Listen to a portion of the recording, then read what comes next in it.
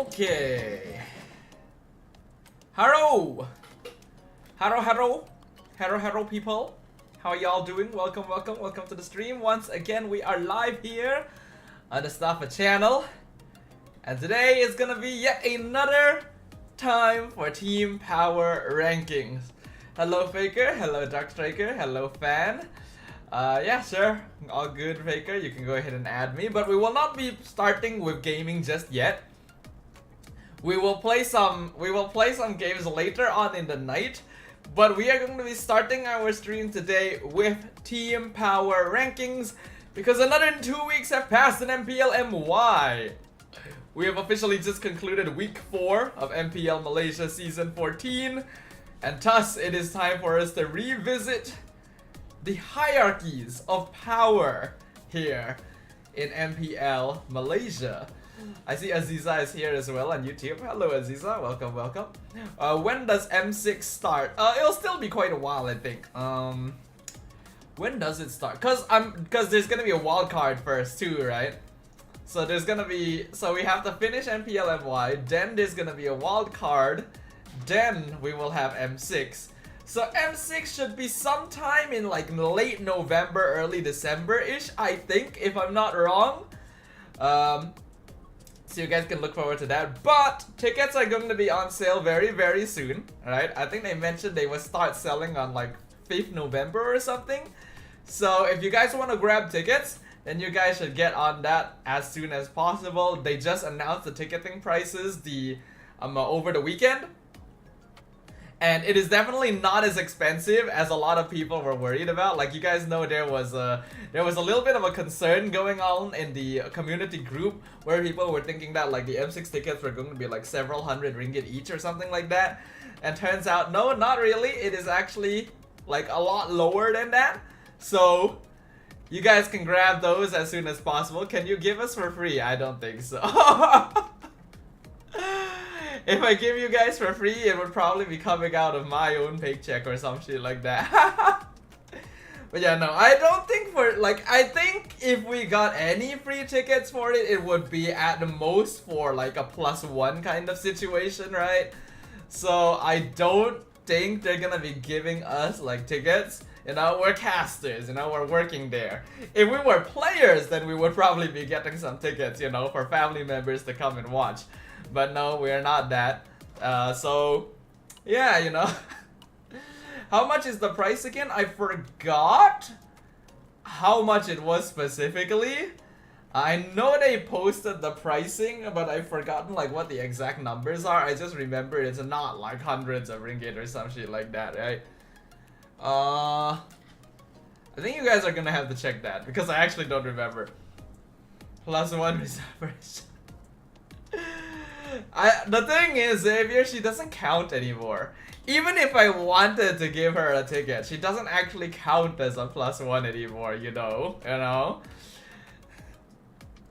It's just, like, as a friend, I'm not sure if a +1 is exactly included, you know? So it is like that. But yes, so we do want to talk a little bit about the Team Power rankings. We want to see what has happened. So blessed to see RSG finally won, even though the performance is concerning. The thing is, right, Fan? RSG winning, yeah, that's good, you know, even though their gameplay is not so good still. Is concerning for MV. What are they doing? I rated them number 2. And they lost to RSG! I rated them 10th! What are you doing to me, boys? What are you doing? You're taking away all my credibility, sir! Aziza says, be patient. In MPL ID Week 8, there was unexpected draft Benedetta mid from Rebellion. Oh. They didn't enter the playoffs. Okay, so Rebellion and Evo's Glory didn't make it to the playoffs. I see, yep. Disappointed with MV, yeah. It really creates the question of what exactly happened to them, right? Because they look so promising and they have beaten teams way better than RSG right now. So what happened, right? That is the big question. I'm sure that everyone has it on their mind right now. What happened to Monster Vicious? I don't have any like specific details because you guys know me. I'm not exactly the person that's going to have insider information or anything, right? But I can hear things through the grapevine. Again, I'm gonna share with you guys the things that I've heard. But you have to remember that the credibility behind the things that I'm saying is not going to be guaranteed. It is just rumors that I've heard from here and there. But I just want to share with you guys what I've heard is that apparently, because Monster Vicious were doing so well in the first couple of weeks of MPL, and they were doing really well in scrims as well, straight up like stomping pretty notable teams from other regions as well, right? I think... and this is again according to rumors, right? According to what rumors say, apparently MV is undergoing a little bit of star syndrome, right? I think according to what I have heard, MV is ran into issues because they weren't taking things as seriously as before, you know, or maybe they weren't as focused, or they're not like putting as much effort and time into their training and stuff. Which, again, these are rumors, but it does feel like there might be some weight to it, because you guys remember what happened when they lost to RSG, right? The moment the last game RSG broke the crystal, Ruff just basically walked off the stage like all grumpy, you know? Like, you could see it in his face, and that's really unusual because you wouldn't expect that from Ruff. He's still kind of a rookie. He's never done that before. So I get the feeling that this week in particular, MV may have gotten a little bit too big for their pants, you know? I hear like they may have gotten a little overconfident, and that resulted in them getting punished. So if, again, this is all like, rumor. I cannot confirm if this is the case, but it seems like it might be. And if it is the case, this is actually a very important wake-up call. It is an incredibly important wake-up call for them, right? Losing now in this fashion feels like shit, but it is better to do it now than when they're at the playoffs or something like that, right? If they can realize that, like, oh, okay, if we let down our guard, shit's going to happen right now, then they still have time to fix it. Fad Balaho, welcome. Your top two teams in MPL MY to M6. SRG definitely takes a slot, undoubtedly, right now. Second place is a bit tough. I think the teams that are probably the closest to it are going to be Vamos, Todak, maybe MV if they can find themselves again. And to be honest, I kind of want to pay a little more attention to Red Esports. And that's gonna be the surprising thing for you guys. I feel like we need to pay a little bit more attention to Red Esports in the coming weeks. They could be doing something interesting. Staff's opinion about Chiku, Claude, Emblem, Tank, Game 2, Todak versus Niners. Claude with Tank Emblem is actually not that unusual. Especially if you're playing against like a very high damage team on the opposite side, like multiple assassins or mages and stuff like that, then going Tank Claude is perfectly fine. How about Red? Yeah, literally what I just said, Fad. I think we have to pay a bit of attention to Red Esports. I don't think we've seen enough of their new formation yet to really say that they are top 2 worthy. But they have shot up in my rankings quite a bit, in my internal rankings. Hello Ray, welcome, welcome. Yes, I am here. It's a phase, it's okay. I hope so, Xavier. I really hope that it is a phase, right? Because again, losing like this feels like shit. But if they're going to do it, now is the time to do it. This is probably the latest in the season that they can afford to lose like this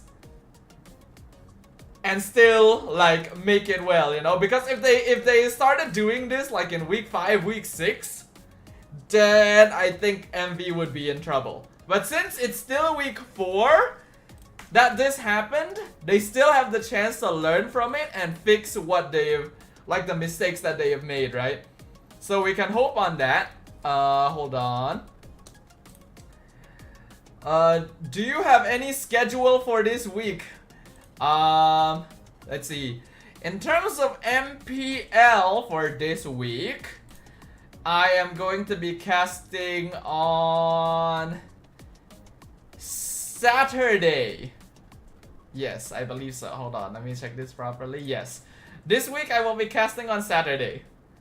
So, yep, if you want to drop by, you can feel free to drop by on Saturday if you'd like to see me.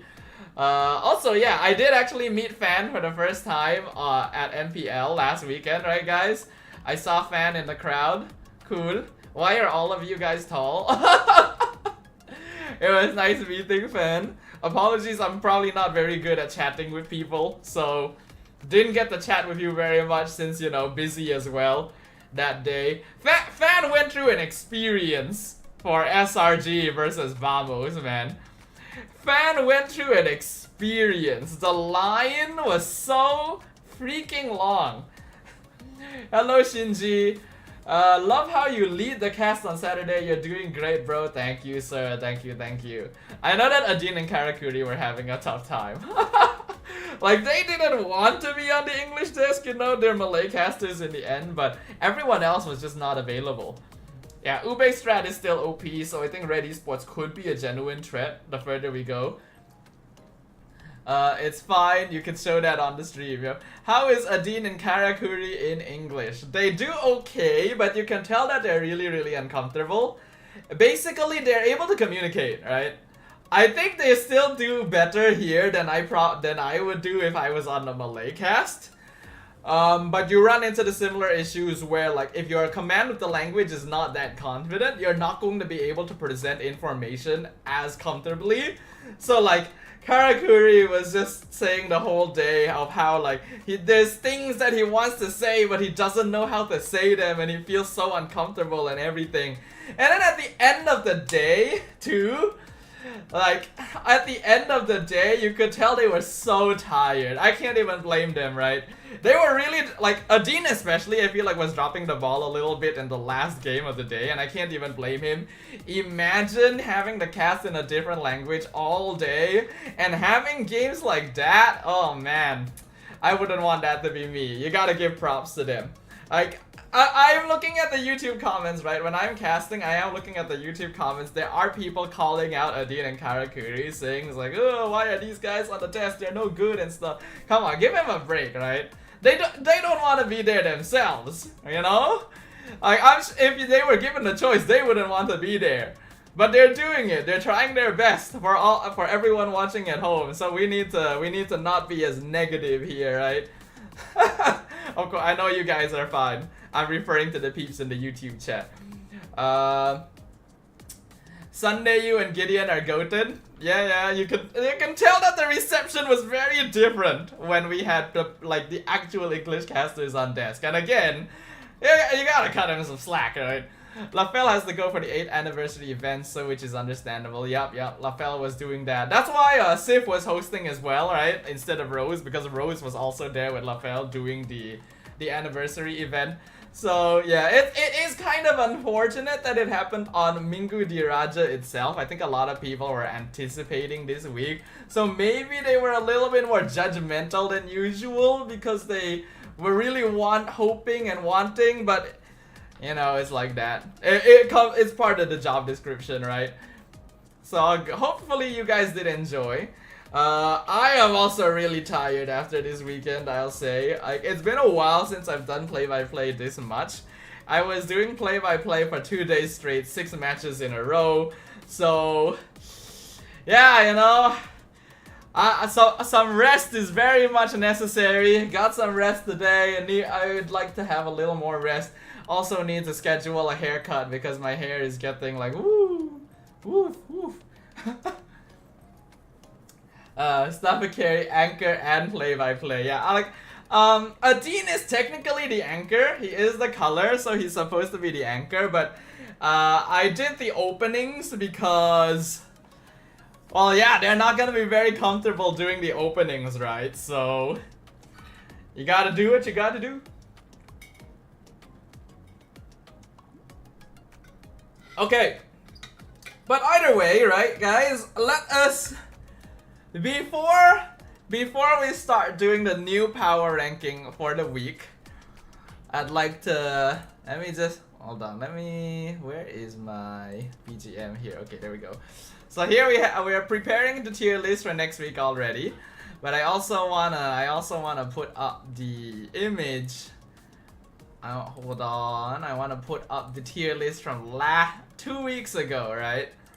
Let's just real quick revisit the tier list from 2 weeks ago and see what has changed. Right. So here we are. Here's the tier list from 2 weeks. This is the week 2 tier list right here. You can show the Vamos versus SRG experience later. I just have a story for it, actually. Do I actually still have the video of that? I'm gonna spam Heihachi tomorrow. Nice. SRG trying new meta on real match. Other team need to step up to be on their level. You can tell SRG are just having fun while playing. You are correct, Shinji. You really can tell, can't you, right? You can literally see so obviously that SRG are just having a good time. And even then, other teams can't quite keep up. Their power level is so far and beyond every other MPL team right now. It is ridiculous.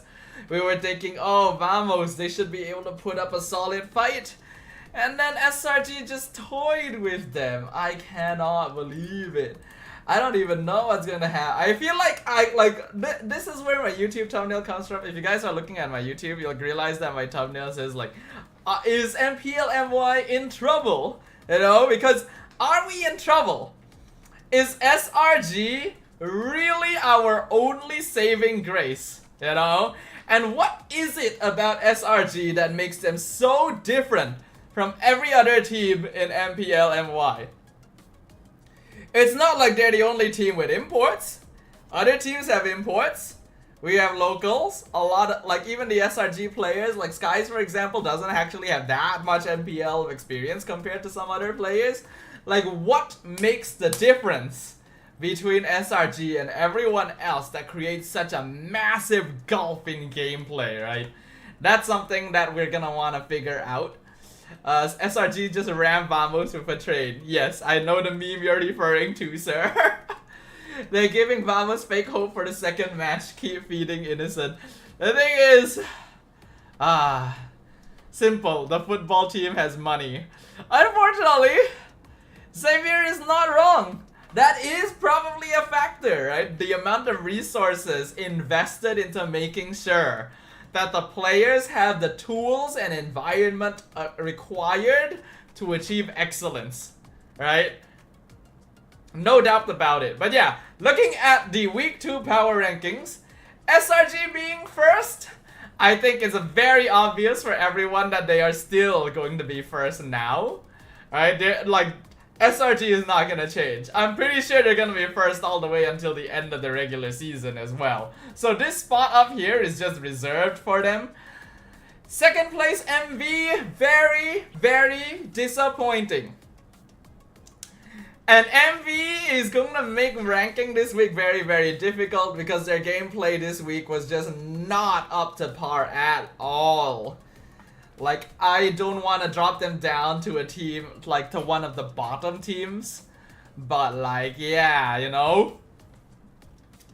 Football team plus esports team, very strong. Yeah, when you have the resources and support of a football team, that makes a difference. Coach Arcadia and Ozorovec, you two, they're just goated, you know? They're just way too good at their job.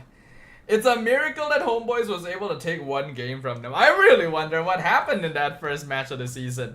Maybe SRG was also warming up, right? I think the only explanation for it is that SRG themselves were warming up a little bit for the start of a new season, and then underestimated their opponents slightly. You can tell that after that one game loss at the start of the season, they never really let their guard down anymore. There were some close calls, but they never really let their guard down anymore. So, yeah, right? It's a bit unfortunate for every other team, but it's things like that that make the difference. I think Vamos being up here is still going to be about as expected, right? Vamos being around 3rd place is still about to be expected. Niners, I think around here is actually still pretty stable themselves. Todak is not doing too bad. Homeboys is figuring things out. Team Hack is gonna drop. I'm sorry, Team Hack, you are going to drop 100%. You're already not ranked that well up here already, but you are going to drop even further, my friends. Team Ray is going up a little bit. Red Esports is going up a little bit. RSG is still hovering around the bottom, unfortunately, I think. That is my initial predictions before we start getting into the more nitty-gritty parts of discussing each individual team. But yeah, there is much to talk about. So we should probably get started talking about them, right? Remind me of Mongolia team in M5 wildcard when they start winning the moment they take their first L. Ah yes, Team Lilgun. Team Lilgun was so interesting to cast during the wildcard. Literally losing game 1 so one-sidedly and then turning it around in game 2 and 3. I'm pretty sure they weren't actually trying to do that on purpose, but it sure felt like they were trying to do it on purpose because it was so unique, right? Feel bad for Rippo? Dude. Seriously? No joke? I feel so bad for Rippo. I really feel bad for Rippo. You can tell in every single game. Rippo is trying. Rippo is trying so hard. It's not like the rest of his team isn't trying, you know? Like, RSG is trying really hard, but you can tell that Rippo is carrying so much on his shoulders right now. Even, like, RSG, their recent few games, you can tell they haven't been drafting with synergy in mind anymore, right? I think all of us can see it and see. RSG is not drafting with team synergy or counter picking at the forefront. They are picking with pocket picks at the forefront. They are 100% focusing on giving players comfort heroes and hoping it works. And it was working for them somewhat, you know, like Rippo getting things like Khalid and Grok doing stuff, prioritizing Hayabusa for Ilham and stuff like that. Yeah. Is it because of teammates like Izanami Lalil left the team? It is because RSG was not ready.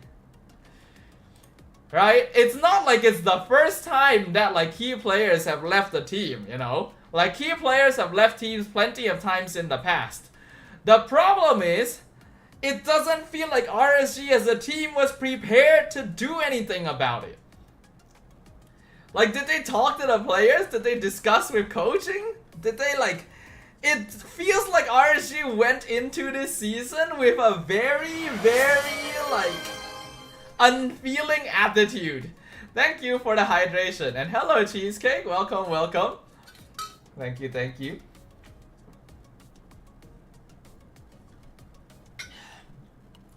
The problem is... Okay, I'll tell you right now. Oh.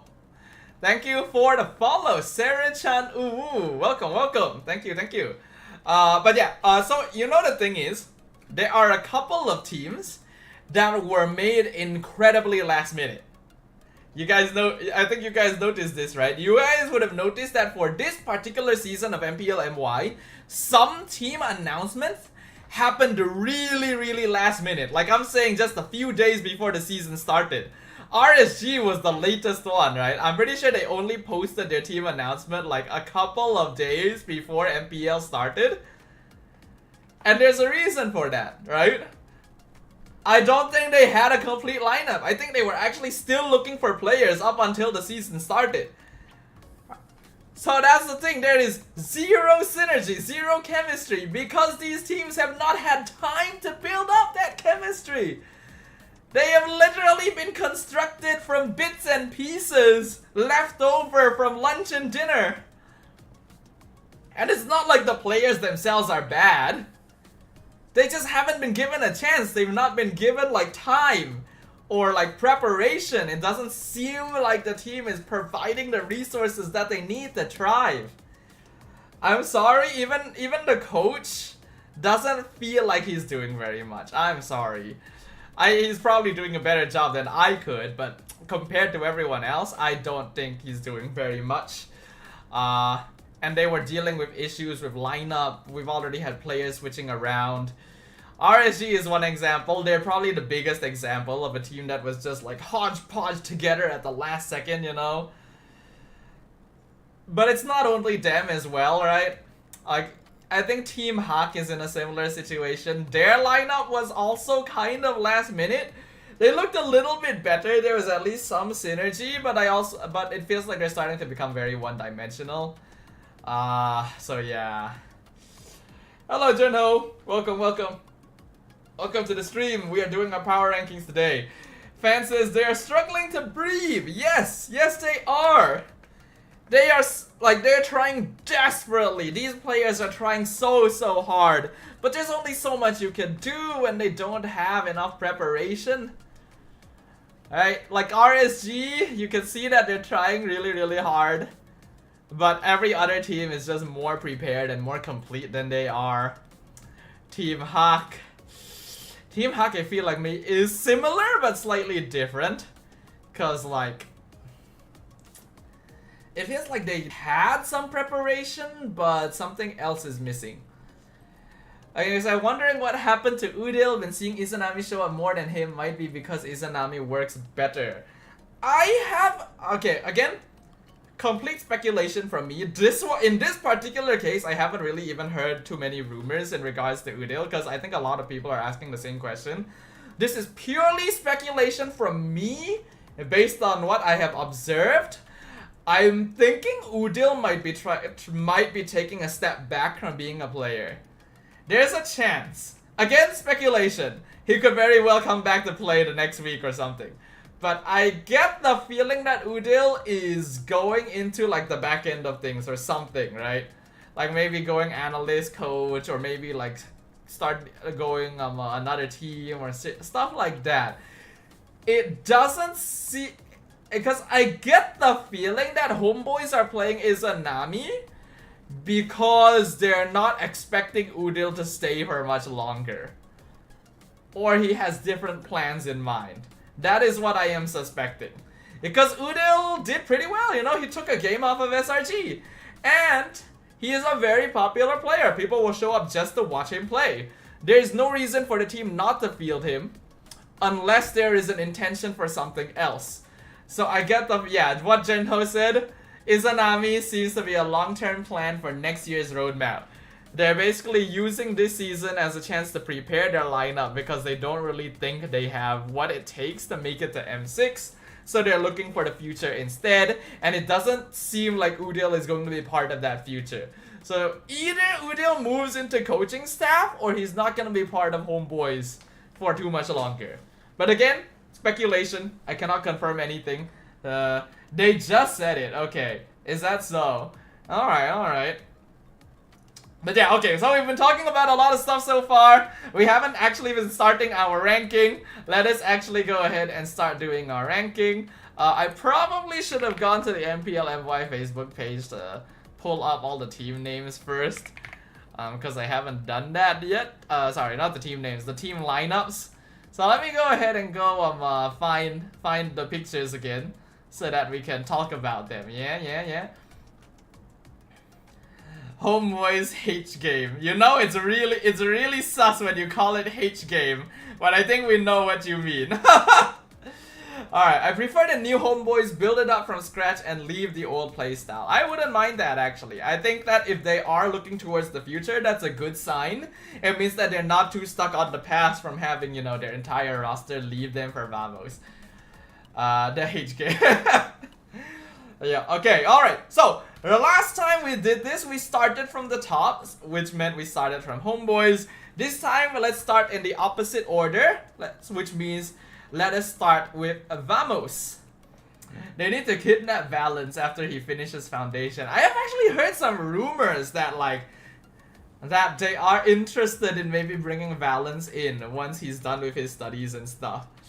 But we'll see. I would love it. I would love to see Valence at MPL again. He was always so fun to watch. I feel like he had so much potential that could still have been explored. So I would love that. I miss Valence. Yeah, me too, fan. I miss him. He was so fun to watch. Alright. Anyways, yeah. So we will start with Vamos. So Vamos. got their asses handed to them by SRG.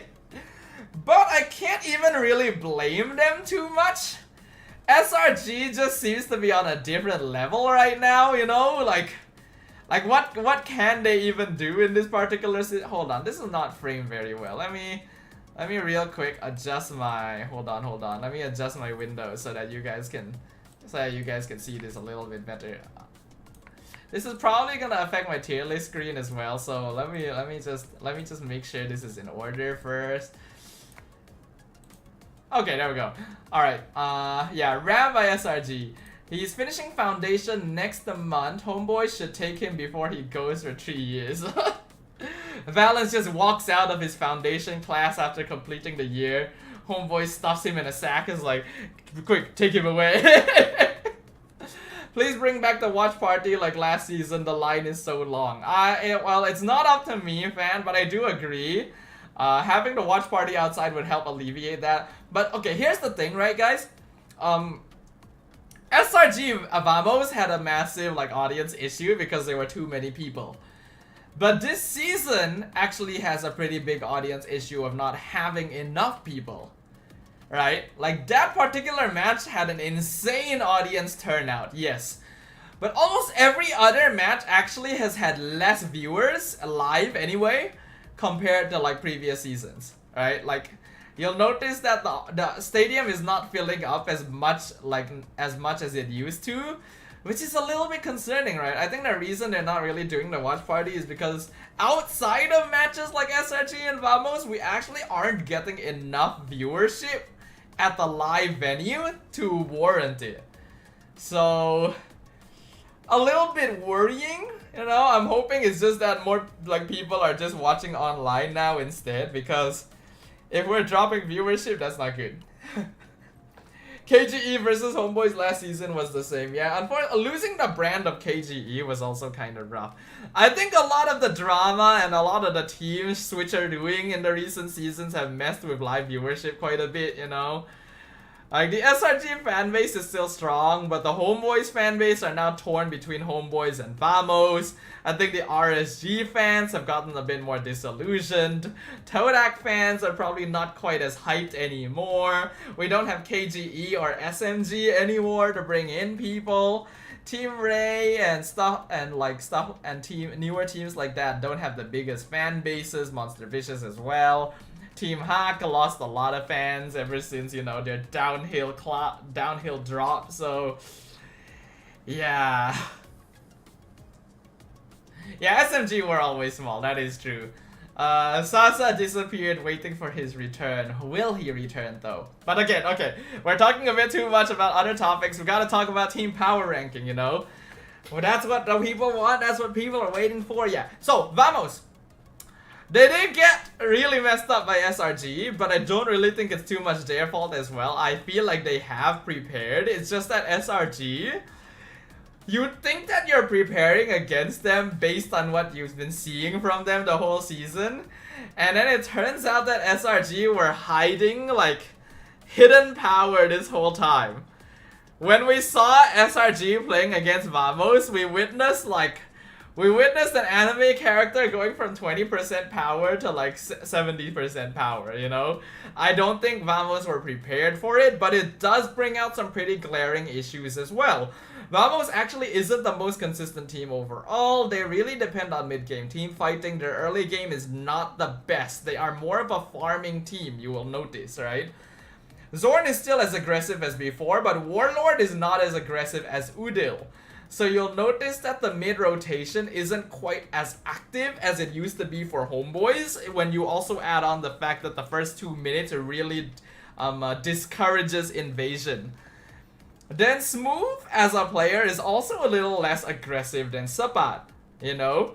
Smooth is more of a lane-focused, objective-focused player, whereas Sabat is a bit better at team fighting and engagement.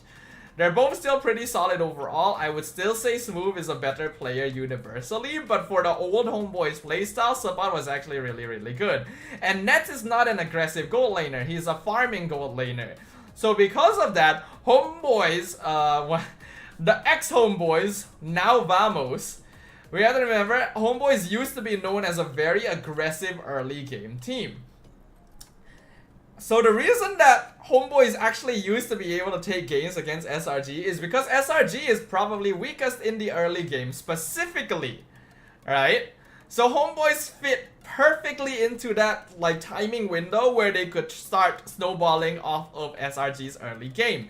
But now, Vamos is actually more of a mid to late game team that focuses on taking team fights and objectives and buying time for nets to come online. And when you have a team like that, SRG is going to run all over you because you are giving them time to do what they want. Vamos slot now no longer slots into a good matchup against SRG, and because of that, you can see they have a lot of difficulty. Many teams weren't prepared for 1-1, Xavier says. Yes, teams were not prepared for 1-1. Hold on, we have a bot. Let me just deal with that. Okay. I was concerned when SRG picked 1-1 because I wanted a 2-0 due to the crowd in the venue and think Innocent cooked them alive. Yes.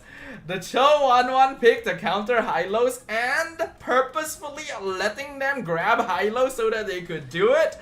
Too good. Yep, hiding 1-1 the whole time, Shinji. Continuing previous thought, I don't know why King Sha is so famous. I feel bad for Smooth. Chita says, yeah. I think, unfortunately, right? Smooth needs to change his playstyle again. It's very funny. It is actually really funny for Smooth, right? Because if you guys remember, back when Smooth debuted, he was actually given a derogative nickname, Lord Smooth. Right? He was called Lord Smooth when he first started playing in MPL because he only played heroes like Uranus and Esmeralda. He basically was called Lord because he just stood there and took damage. Right? But then, Smooth got better and better over time. He started being able to play more mechanically intensive EXP laners like Benedetta, which he eventually became known for, and for being able to win out his lane most of the time. The Lord Smooth moniker started becoming an actual title that had positive traits to it. But because of that, Smooth became more of a lane dominator type player. More of a lane dominator, more of a split pusher, more of a solo challenger. Now though, the meta has shifted back from damage EXP laners to tankier EXP laners. So Smooth actually needs to go back to the old style he used to play while adding in the macro that he's learned from his more recent performances, right? Oh, hello Kai, welcome. Yep. Lord Smooth was when he played Hyper Jungler, I think. Oh, did he play Jungler at one point? I actually don't remember. I think this was even before I started casting. But yeah, so the meta now requires Smooth to bring back a little bit of that old playstyle, but it makes you wonder if he can do so when it's been so long. Then, you have a disconnect. Unfortunately, you have a disconnect. Zorn very frequently has disconnects with his mid laner. It is purely because Zorn plays a very aggressive, invasive style of MLBB as a roamer. He wants to be active, he wants to be catching people, he wants to be making things happen across the map. So because of that, his mid laner also has to be an aggressive type if he really wants to have good follow-up. I think Udil actually slot in there pretty well, you know? Like Udil actually plays a pretty good mid duo with Zorn because they are both more aggressive styles of players. Warlord, yes, he can be aggressive, but I think he is more of a utility mage in the end because he likes playing heroes like the Faramis. You'll remember back when the Warlord was with old homeboys, he played a lot of Faramis. He was very good at like preparing for team fights with Netherrealm and stuff like that. So because of that, you can see that disconnect. It means that Vamos is no longer as strong as they used to be in the early game. Nets is also a player that wants to farm. He will not usually join fights early, even on heroes like Harif. And then Chibi is just doing his own thing. I think Chibi is still doing fine. It's just that it's a bit harder for him now because the meta right now would have actually been pretty good for the old Homeboys lineup, but maybe not as much for Vamos. if you guys know what I mean. How many teams have I missed? You haven't missed any, Kai. we've been probably chatting about a bit too much random stuff. Vamos is the first team we're covering. I think he played tank EXP during season 8 M3, and I think this current patch meta has a reminiscence to M3. Yep, I think so as well. So the way I would look at Team Vamos is that they are actually quite strong late game. I think their strongest phase of the game is late game. If Subbat is in, they can play a little bit more aggressive early. But they are more of a mid to late game scaling style team. Right? So, because of that, if any team is particularly good at the early game, Vamos may actually struggle a little bit. Right? Because Zorn doesn't like being a disengaged tank, right? You'll notice that, for example, with the Red Giants, they're actually not that good in the early game either, right? A lot of the times the Red Giants give up kills, it is in the first few minutes. So I would also say that the Red Giants are not the strongest early game team, or but they're still very clean, so that makes up for it. But because of that, Yums will adjust his gameplay, right? If SRG is in a position where they can make aggressive catches, then Yums becomes the setter. But if SRG is playing a game where they know they are not strong in the early game, for example, when Yums was playing Angela and they were playing Ling Claude, he knows they're not strong early. So he shifts his focus from being a catching roamer to a disengaged roamer, to a kiting roamer, to a zoning roamer, right? His job is to save people, is to create space for his team to back off from fights instead of starting fights. And Zorn cannot do that. That is the big problem. Zorn cannot do that. He is always in aggro mode. There is no utility mode for Zorn. I think that's also why he's not the best on heroes like Matilda, right? Or like enchanter supports like Angela, because he wants to set things up. He wants to start fights all the time.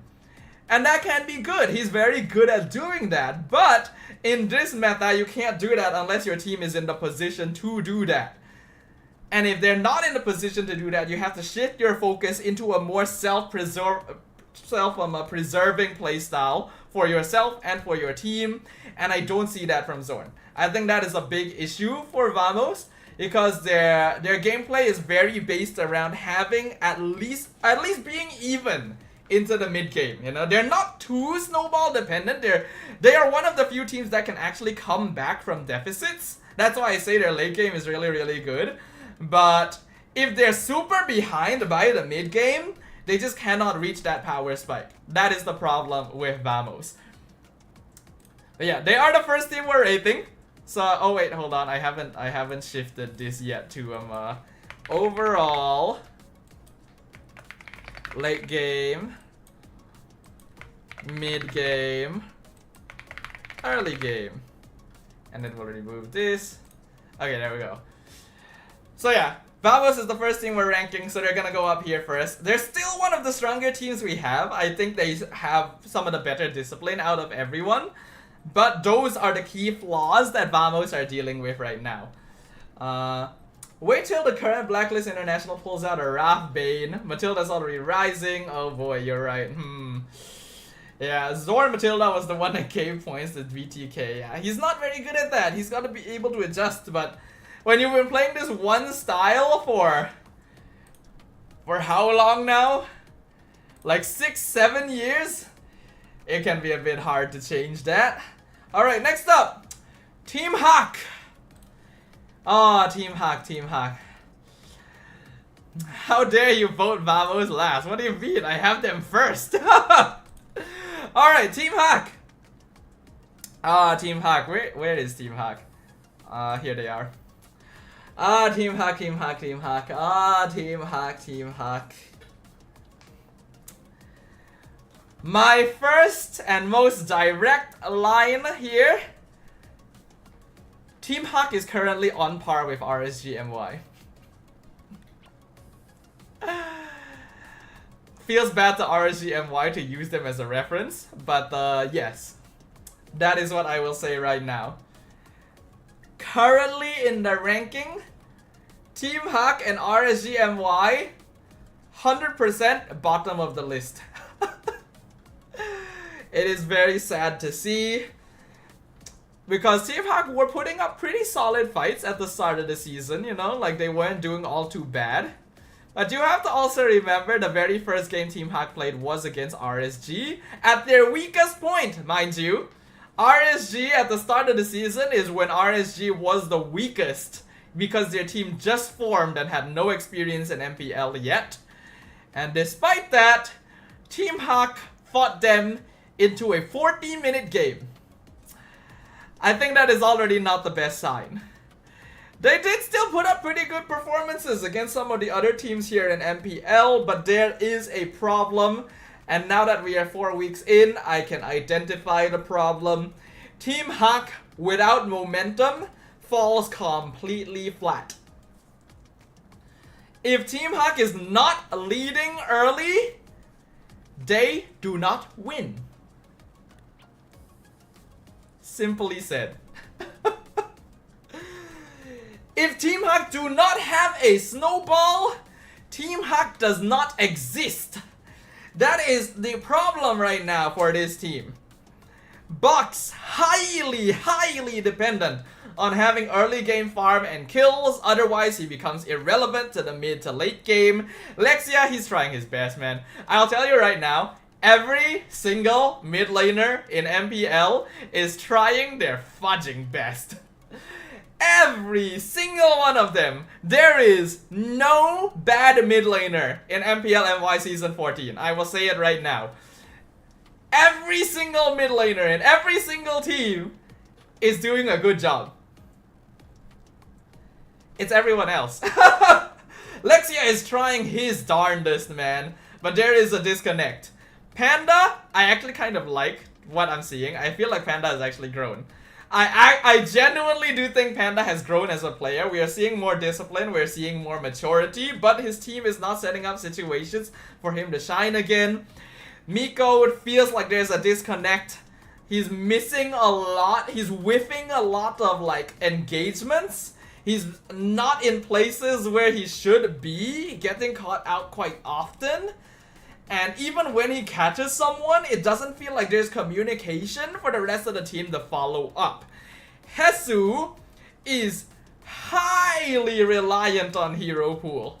If he doesn't get like Arlet or Phobius or like at least a winning EXP lane in some way, I feel like he doesn't do anything, which is kind of bad.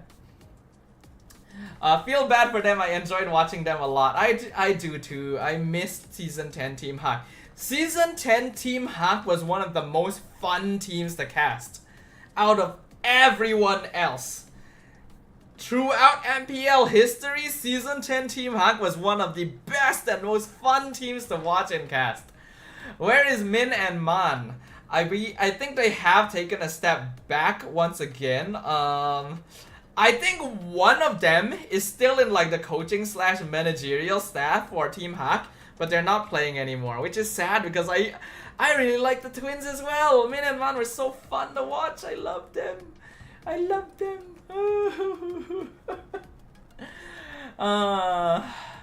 Remember championship winning Eudora. I predicted it too. I still remember it. I predicted the Eudora in the winning game.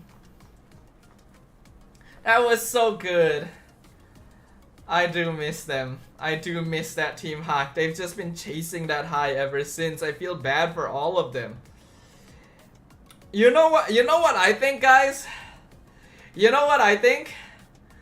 I think that a team that wins MPL the season they debut loses longevity.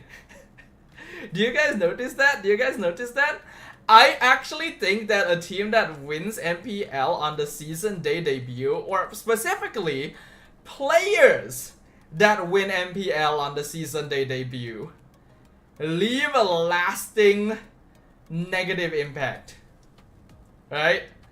Cause like the Team Hawk players who won on their debut weren't able to achieve that same success ever since. I think Gary is the biggest example. RSG's lineup who won season 7 haven't quite been able to find the same success. Right? Right? Lalil and Izanami is decent. Decent, yes! But you can't deny that they're still not quite good enough, right? Right?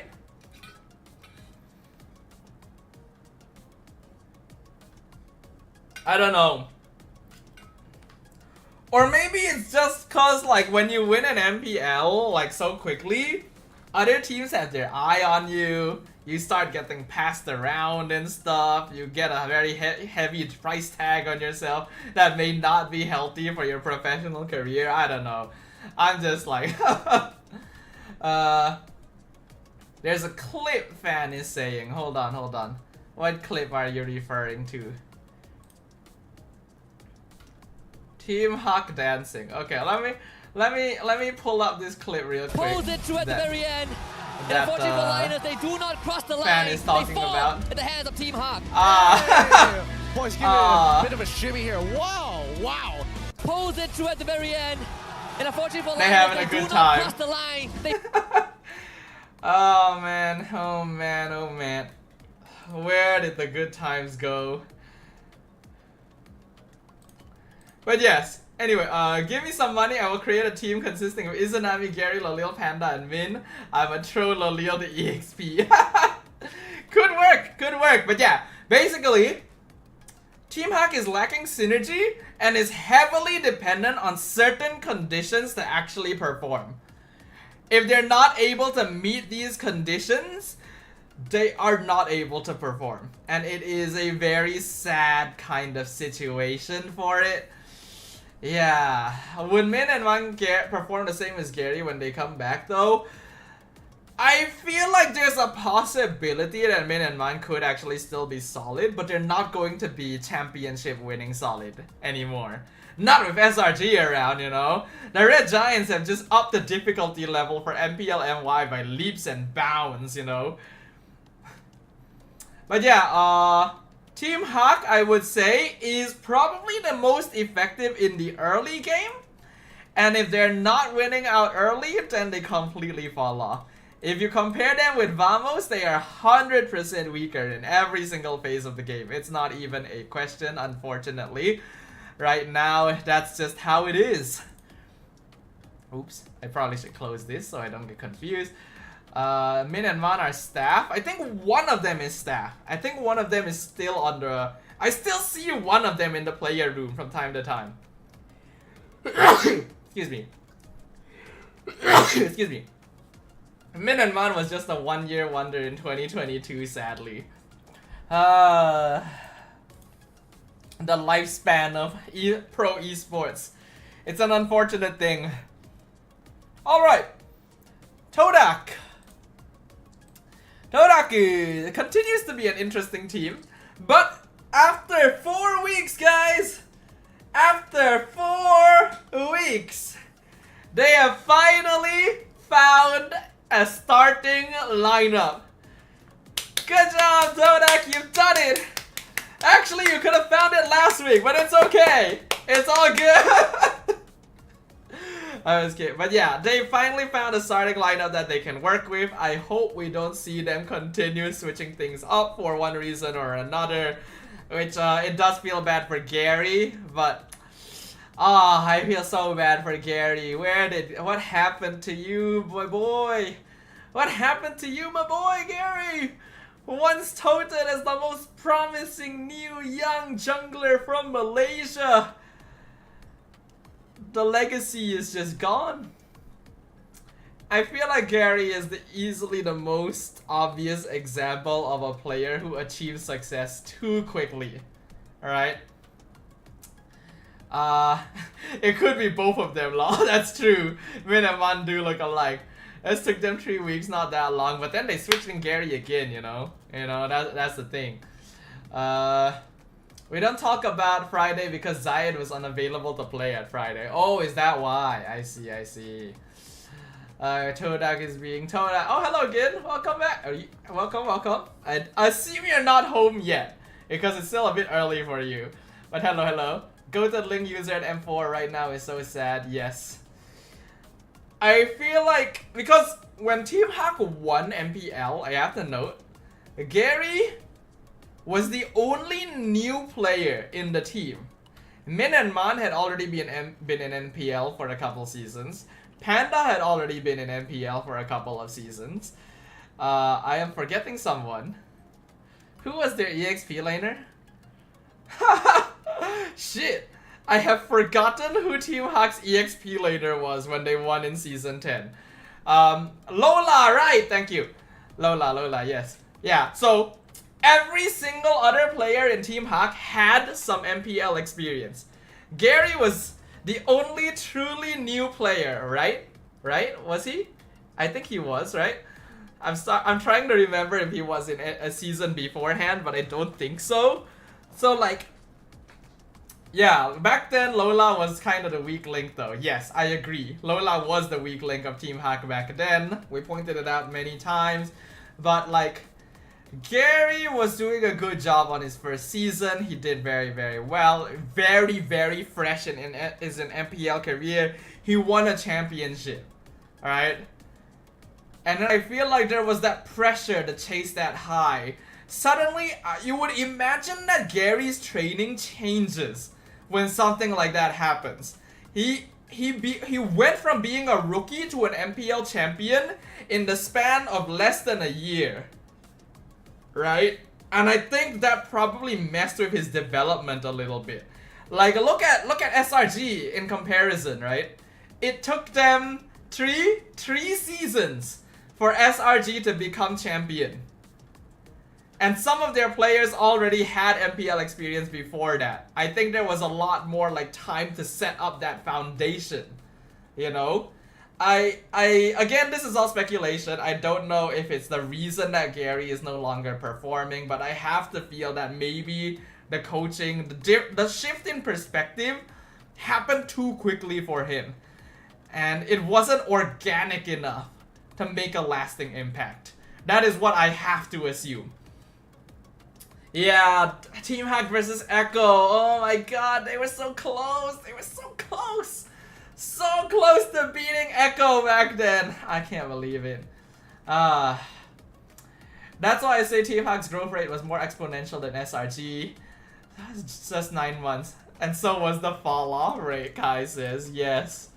Yep, I think so. Who was it? Someone also said Rival, right? Someone pointed out Rival too? Yeah. Rival had a similar issue as well, where like he achieved success a bit too quickly. You know? MPL shifts and changes all the time. The meta is ever evolving every single season. If you win MPL your first season in, I think it does give you the wrong impression of the league. Or even if it doesn't give you the wrong impression, it may give your teammates the wrong impression. It may give any new teammates you have the wrong impression. It may give any coaching staff that coach you the wrong impression, you know? They can't get over that subconscious sort of feeling where like you have to be different training a rookie compared to an MPL champion. And the expectations are going to be different from a rookie and an MPL champion. I don't know if it's the pressure or the change in perspective or the change in treatment or any number of combination of those things, but it is a pattern, I feel like. There is a pattern to it, you know? So, yeah, that's what I will say for now. The higher they rise, the harder they fall. Yep.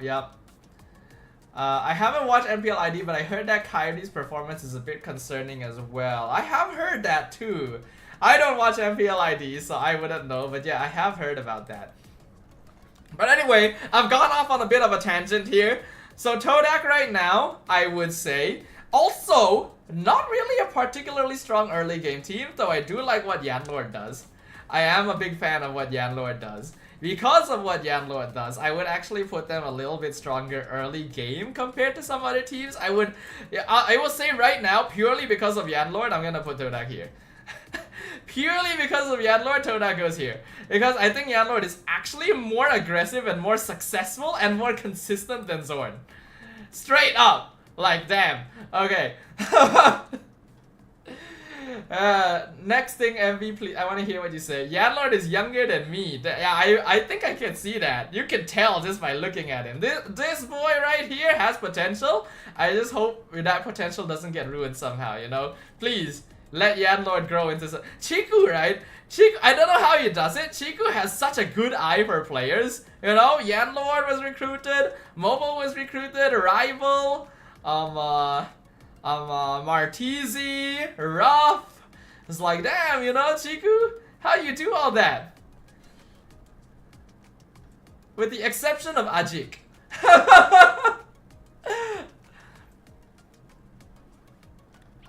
Zorn just needs to keep recalling. Oh man. Oh yeah, Yums too, right? Like, I don't know how Chiku does it. I'm glad that Chiku is playing again because like he really deserves more time in the spotlight. Yeah, 4 Mays back then too is like, oh man, he just chooses players that start with Y for Romer. Yeah, I think we all miss Chiku. It is nice to see him back again, but the meta right now for Todak is a little bit tough. Their early game is not bad. Their mid game is honestly not bad. Their late game is honestly not bad. I think the unfortunate thing about Todak right now is that they are, compared to other teams, a lot kind of average, you know. I don't think they do a lot of things wrong actually, but they also don't actually stand out enough to make a lasting impact, right? The guy who plays all roles, dude, when Chiku played every fudging role in the game, that was really, really fun. I do miss that era of MPL MY, but I'm also glad that we're no longer in that era of MPL MY. Nowadays, you just can't do that and get away with it anymore. The reason that Todak did that in the past was because they could get away with it. They were by and far the strongest team in MPL MY, so no matter what they did, they would still be at the advantage. They can't do that anymore. I think that is good for the growth of the league. So yeah, that era was Todak trolling. Yes, I actually really started to hate Todak in that era because it felt like they weren't taking MLBB serious enough. You know, because it was so easy for them to be top 2 in MPL MY every single season that they weren't really putting in the effort, and you saw that reflected in their results on the international scene, right? It seemed like they were content with being top 2 in MPL MY every season and then just didn't ever really try to grow out of that. So I hated Todak back then. I like them a little bit more now. I just kind of wish that maybe they would make better decisions, you know, not have a football team of players, not have nearly an MLBB team of coaches. Maybe, you know, those resources could be invested in something else. Some of these players could be getting more training and playtime in other teams instead, you know, instead of being held on the bench because their synergy is not good enough, you know. Yeah. Okay. Actually, NIP Flash is doing the same right now in MPL SG. I would not be surprised. SG is like an even younger region than we are because, like, you know, they split off from us, so yeah. But Todak does have good moments, right? Zayed is popping off, but still depends on certain setups. I think Todak's problem is a little bit of readability, which results in inconsistency. Alright? I think there's still... what is it? What really is it? Their draft is not as unique as it used to be, which I am okay with because you do kind of want to play for the meta nowadays. But it also feels like their play style is very, very fixed. And Chiku, although we love Chiku, does seem to be running into hero pool problems. He was goated on Harif, but when he was on Moskov, he didn't do shit. Get Drian, bro. If they get Drian, Malaysia gonna become the Kage region. Oh my god, you're right. Moon and Zyme swapping is a bit scary, but they do it so consistently. I actually have nothing against Moon and Zyme here. I used to maybe not like Moon as much, but I actually am okay with him here. Even if he switches out with Zyme, I'm actually kind of okay. Again, again, I will highlight this. I think every mid laner in MPL is genuinely doing a good job. I genuinely do not think there is a single mid laner trolling in the whole league. That includes Maima, that includes Alexia, that includes AJ, all the peeps who are on like the lower teams, they are not trolling. The mid laners are all doing their fudging best, man. Nitpick for Zayed, he seems to choke in crucial moments such as Lord Retrees. I think so as well. We have to remember Zayed actually doesn't have that much experience, right? He got Rookie of the Season in season 8? 10? I forgot. No, not 8. That's too early. It was more recent. I forgot which season it was that Zayed got MVP, Rookie of the Season. But after that, you saw how he kind of fell off a little bit, and then after a few seasons, he's finally back. So I think he is a bit out of practice. I'm actually surprised that he can still play Lancelot as well as he does. Let's see. He was in red back then. Yes, he was Zayed back then. Prime Gary beat Prime Zayed in season 9. So it's funny now, right? It's funny now. Thank you for the hydration, Gin. Oh no, guys. Alright then, double hydration.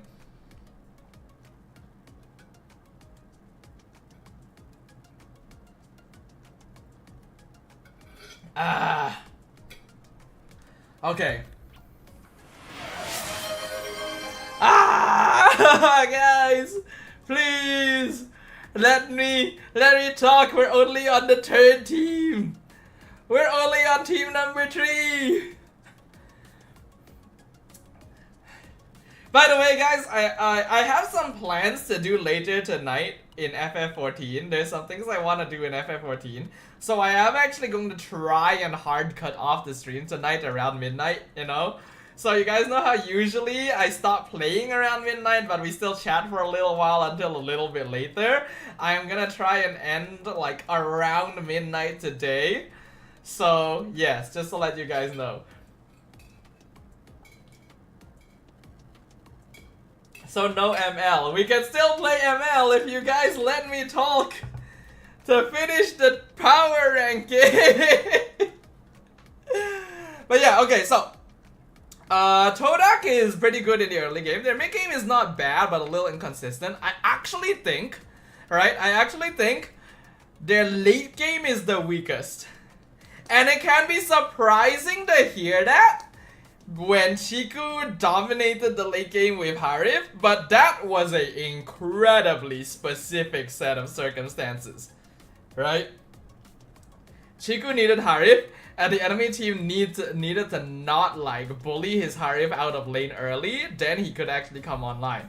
You'll notice that outside of Chiku, no one else on Todak was really performing that well in the late stages.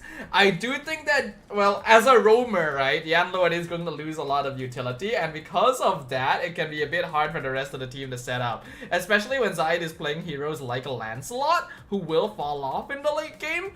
So, yeah, I would say that Todak is a team that starts out strong, then gradually gets slower and weaker as the game progresses, unless they are already in the lead. So, while I would put them ahead of Vamos in the early game, I will say that they are weaker than Vamos in the mid to late game. This is where I'd put them for now. Can't believe Red actually got top 1 that season just to choke in playoffs. I know, right? I was predicting Red to finally win a season after so long.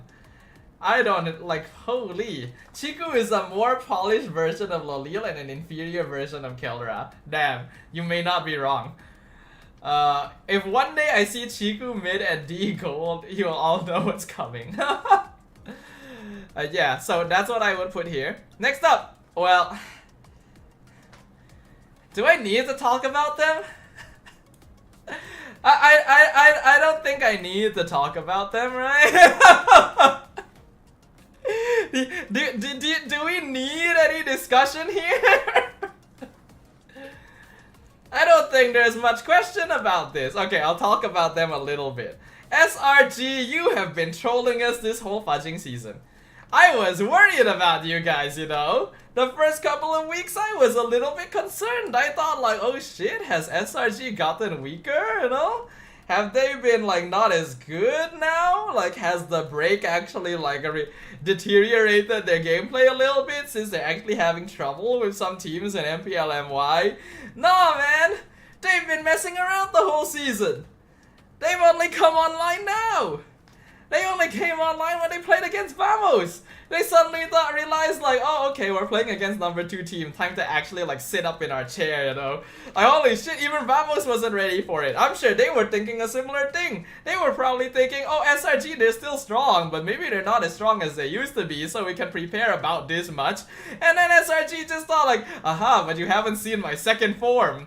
What the fudge? Oh man, I also want to ask the question I asked on MPL MY Facebook group and ask here. Is 1-1 meta? 1-1 is anti-meta. So the meta now has settled long enough and has been in use long enough that we are seeing anti-meta developing.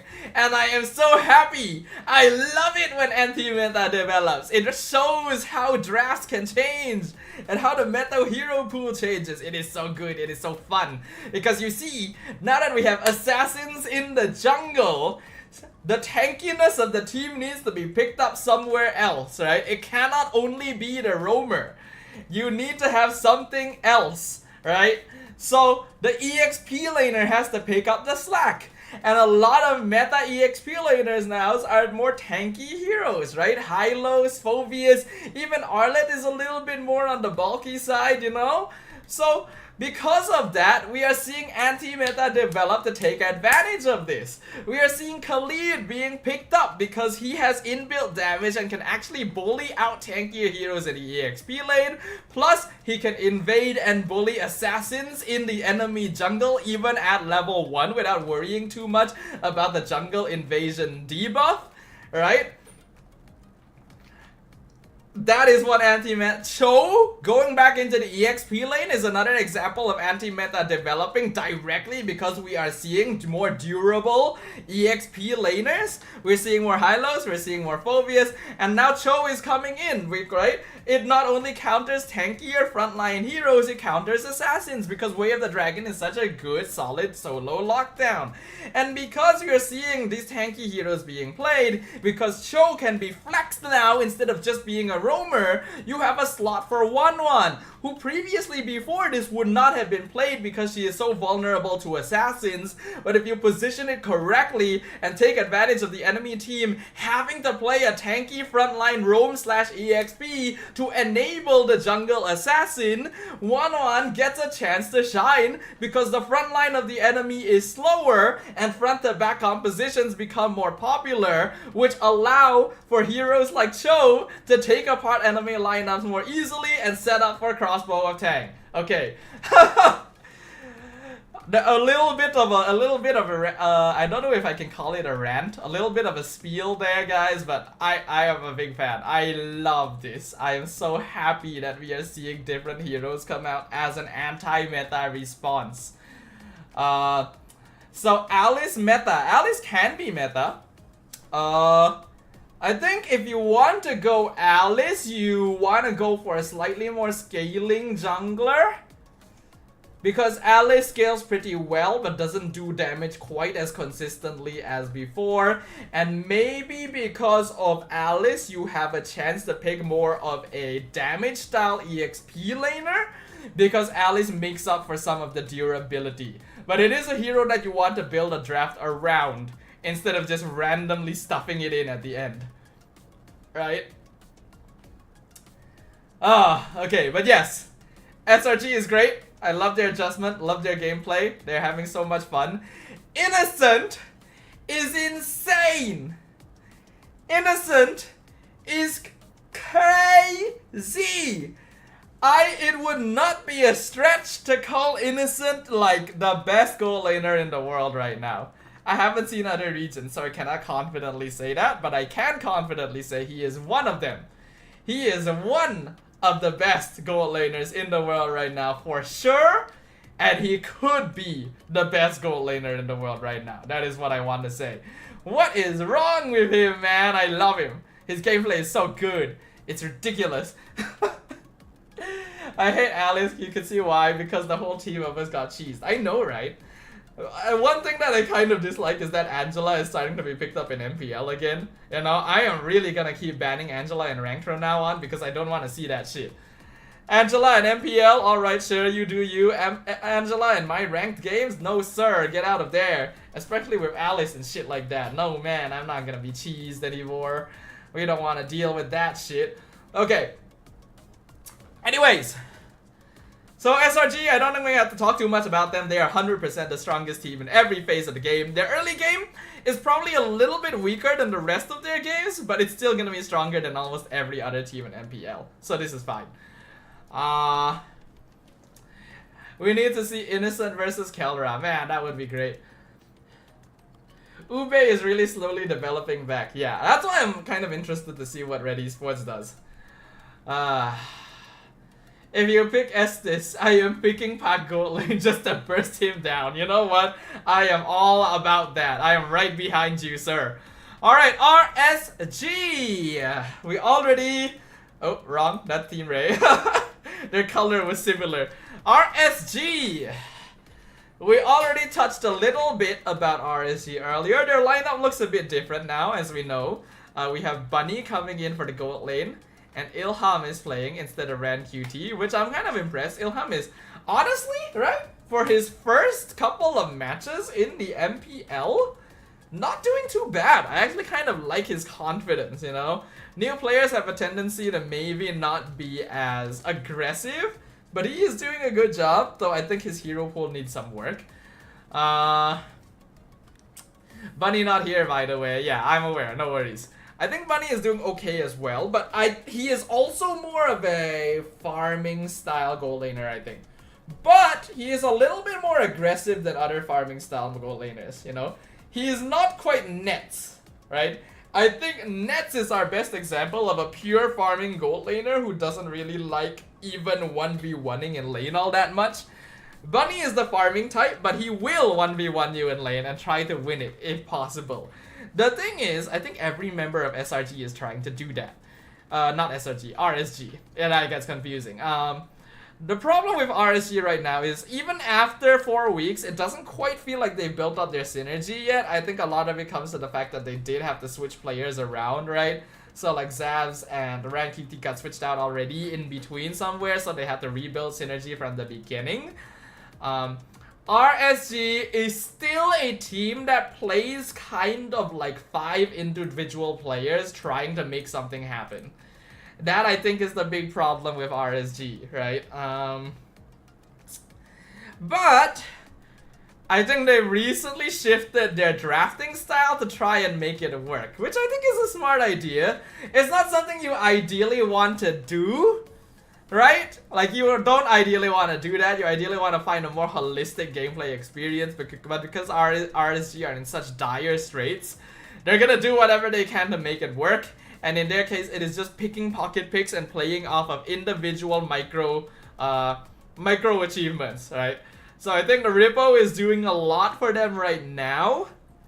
Ilham's not doing too bad. Bunny is not doing too bad. I think Maima is holding his own. I hate to say it. I think Stome is a weak link. I don't know what happened to him, because Stome in Season 12 was popping the F off, man. When Demon Kite was around, Stome was a monster. Like, holy shit. One of the best roamers we had, if you ask me personally. And then once Demon Kite left, Stome just disappeared too. It's like Stome's soul left with him. I don't know what's up. Like, he's just not really setting up. He feels very passive. It doesn't really feel like he's opening up the map well enough.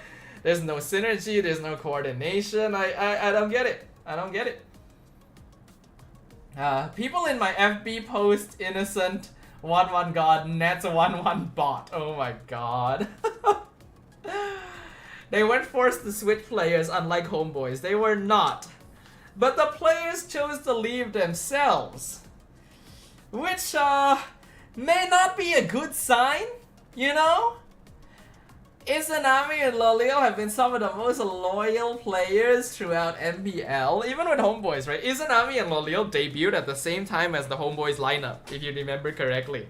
So they have been with their respective teams since Season 7. But all of them left this season. I wonder what's up with that, right? What's up with that, you know? If you know, you know. Yep, Jinho, if you know, you know.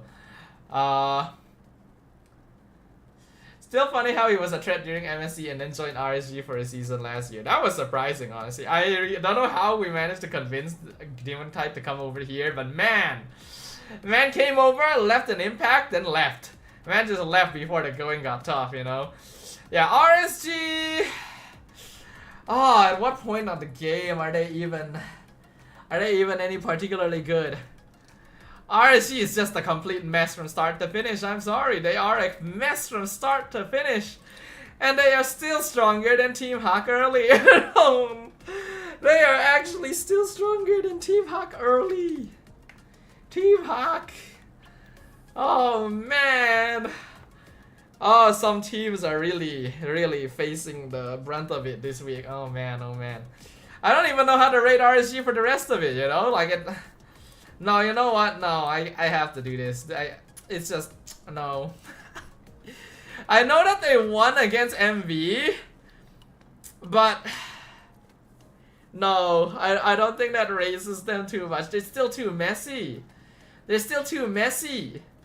How did MV lose, man? How did Monster Vicious, you guys? Why are you making my life difficult? Why are you making my life difficult? When MV was losing to RSG, I was so fucking mad at them.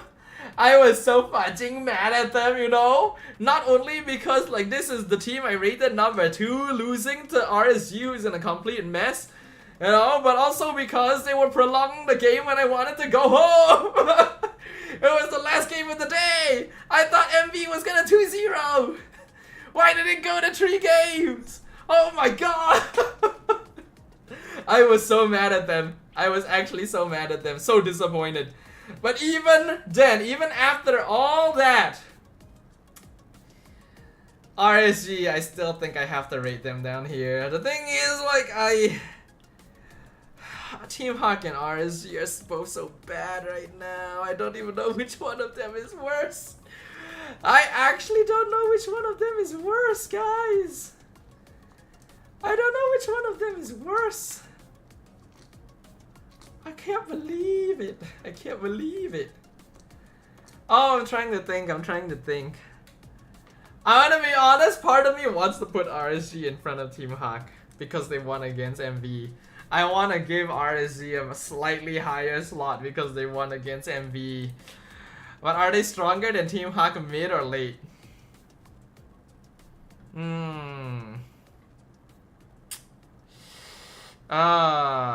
Fudge, their team fights are such a mess. Their team fights are such a mess. Oh my god, late, right? It's probably late because Bunny has been doing better than Panda. Yeah, I'm gonna do this. I'm gonna do this. RSG at least gets that for beating MV. They gotta at least have that. Team Hawk still, at the very least, tries to take fights better in the mid game. In the mid game, RSG is just throwing bodies at people and hoping something works. Okay, okay. Oh, I feel so emotionally driven right now. Okay, okay. Back, focus. Gotta refocus my brain right now. Team Ray! You know what, guys? I have a soft spot for them. I genuinely do. I have a soft spot for Team Ray. I kind of like what they're doing. I actually kind of like Team Ray. Like, the way they play, this is a team. You can feel that this is a team. Maybe I'm too traumatized now by RSG and Team Hawk. No, actually, even from week 1, I kind of found Team Ray interesting. And as the season has continued, I have actually been kind of liking Team Ray. AJ was in the post I made recently. Again mentioned earlier, POV finished the underdog post, loses 2-1. I know, right? I put AJ on that post as well. I genuinely think that he is not shouted out enough. AJ is doing a great job. Evie not doing too badly at all. Trap! Ho ho! Trap! You found your place, sir! This is good. I like this trap. This trap is fun. This trap is good. He knows what he's doing. You can see some of that SRG impact on him, you know? He left pretty early on. Oh, excuse me. He left pretty early on to join other teams, but you can see a little bit of that impact. This is good shit. I like this. Zach QT as well. Yep. Like Zach QT and Trap after leaving SRG, getting a little bit more of a chance to do their own thing. I like it. I like what we're doing. Me versus Trap, I'm going to lose. I would lose too. I don't blame you. Trap doing a good job. I love Kids and Virgie actually. I actually really like what they're doing. Kids, he's performing. His assassins is good. I like the aggression from Virgie. Virgie is straight up. Virgie is doing what Zorn should be doing. I think Virgie is a pop-off star for me. I really like what Team Ray is doing. Are they strong enough to compete with the top teams? No.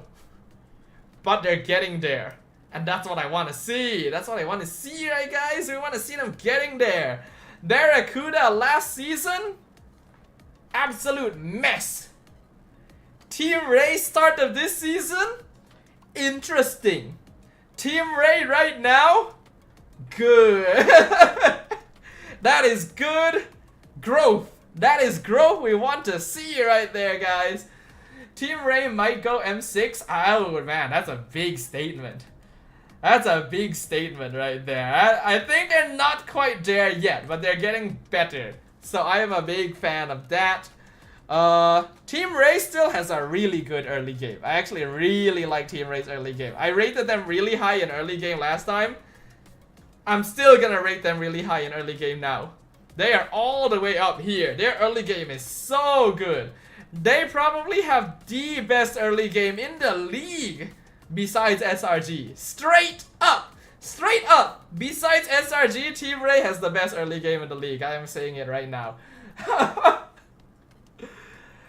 Then, mid game is not bad. It is really not bad, but not quite as good as some of these teams here. They go up around here. Late game, Trap really does come online. I'll put them here actually. I really like Team Ray. I actually really like Team Ray right now. Did Ray fight Vamos yet? Let's check. I don't think so actually. Let me check. Let me check the Team Ray. Vamos, October 13th, not yet. Looks like they're in the last week actually, so we're not gonna get to see that too soon. But they will be playing against Todak this week, so that's gonna be a test for them. I do kind of feel bad though, because like Ray ended up losing so many of their matches so far because they hadn't really found the right synergy yet. I think they have actually been getting better with every week, but is it too late for them? Can they still make it? I think there's a chance they can still make it the playoffs, but it's gonna be tough because their final two games are Vamos and Todak. So, yeah. I got a street light that is purple color. Dad, look at it. Look at it where? Where did you send it to me? IG? No. Oh, you did you just sent it to me on IG. Okay. Hold on. Interesting. Okay. I see that you're on the way home as well, sir. Let's try to wrap this up so that we can play some games with Gin before everything. Okay, so damn, that would actually rate them better than Todak. Do I want to rate Team Ray better than Todak? Oh, that seems kind of... Huh.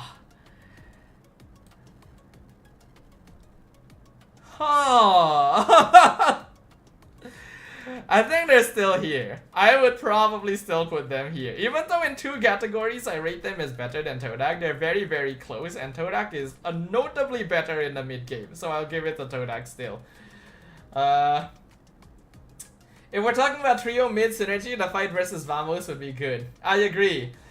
Kids is famous in ID for ulting a jungle creep. Maybe he has grown from that. It does seem that way so far. I do like what he's doing. I don't think he's that good yet. There's still some things that he can work on. But everyone else in Team Ray is making up for it. This stream is just another free 15k views on TikTok. Yes, you are correct.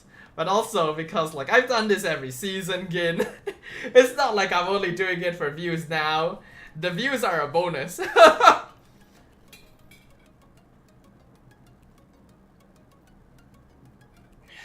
Okay. Red. Okay, I want to talk about Red. I want to talk about Red Esports. So, as we know right now, the teams that are still probably the most likely to take that second place spot behind SRG is Vamos, Todak, and maybe MV if they're able to find that mojo again. But I have 2 teams that I think could be surprise second place. There's 2 teams right now that stick out to me that could maybe take that second place away from them. And those 2 teams are Red Esports and JP Niners. Like that's quite something, right? Like Vamos and Todak still kind of a thing, but I think Niners and Red Esports genuinely have a chance of stealing that second slot away if they keep up with what they're doing. I'll be honest, Ray is also shocking me a lot right now. Yeah, like I'm really impressed by Ray right now. I really like what Ray is doing right now. It's great. It's good. But yeah, so Red Esports had difficulty starting the season. You know, you could tell that they weren't quite meshing together yet. Where is Red Esports? Here. They weren't meshing together yet, which was kind of disappointing for a lot of people because Owl and Sensui, you know? Everyone was expecting Red Esports should be an absolute powerhouse once Owl and Sensui came in, and yet when they did, it didn't seem like they were anything too special. I rated Red pretty low in my last ranking. But this week, Red Esports figured something out, man. Red Esports, it took them a while, but they're figuring something out, sir. So, I definitely didn't expect Ray to beat Red and Hawk. I think now, though, we can kind of see it. Though, against this current Red Esports, I think it could be a lot more interesting. Owl and Sensui are 100% calling the shots more now, and they are actually figuring out Ube quite well. The thing is, here's the thing, right? MY teams are really bad against Ube. Ube is really good against Malaysian teams in general, and against Malaysian players in general, because they're very good at punishing teams that want to fight a bit too much, right?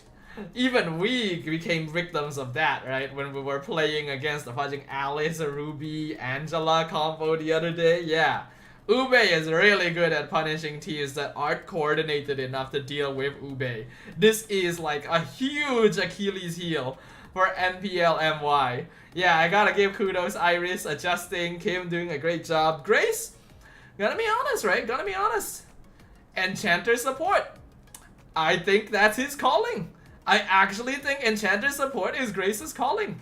Up until now, whenever Grace has played, I felt like he has been lacking. When Grace was playing with Barracuda, last season, straight up, I'm gonna be frank here, I'm gonna be rude, I'm gonna be kind of mean. Grace, when he was playing Roamer for Barracuda, was bad.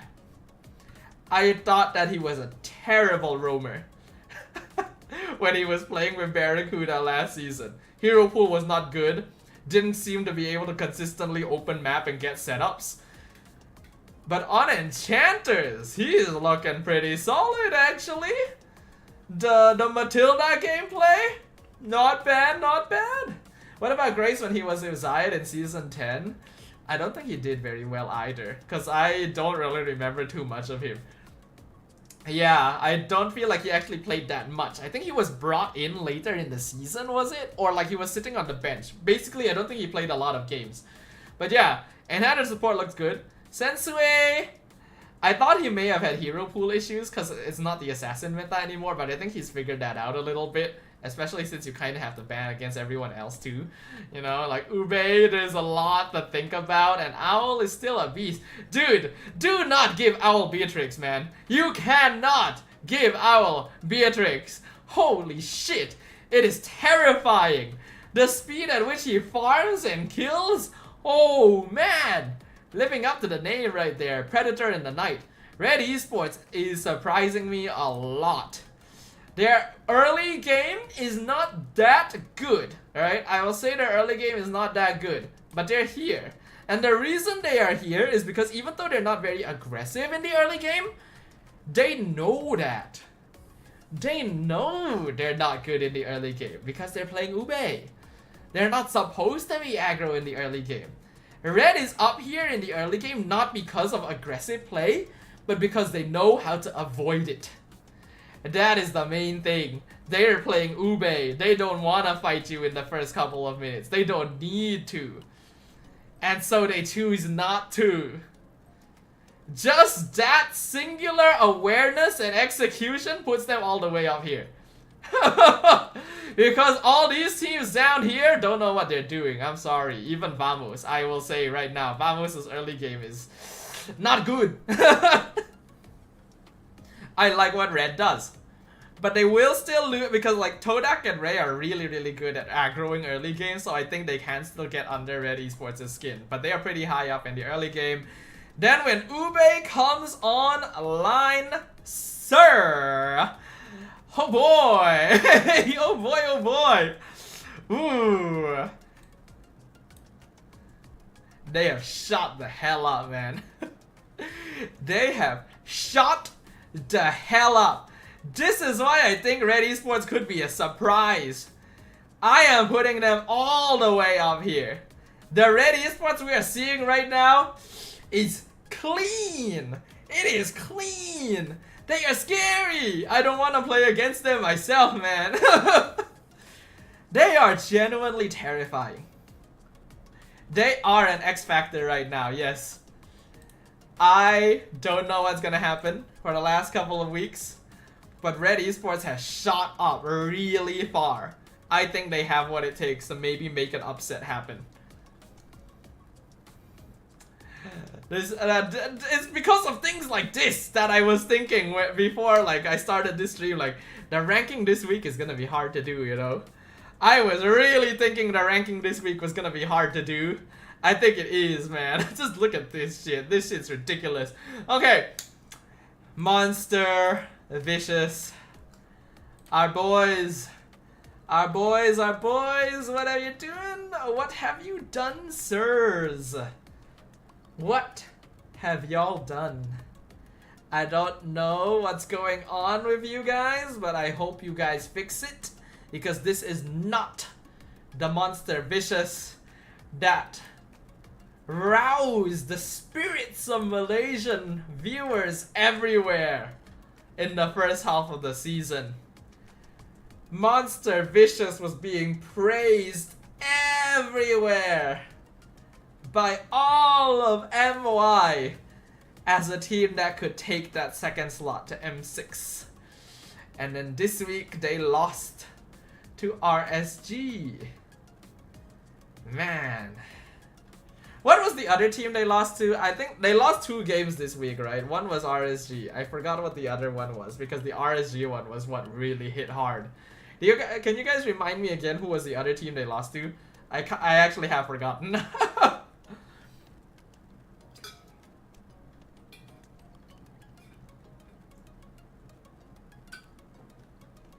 Homeboys, right.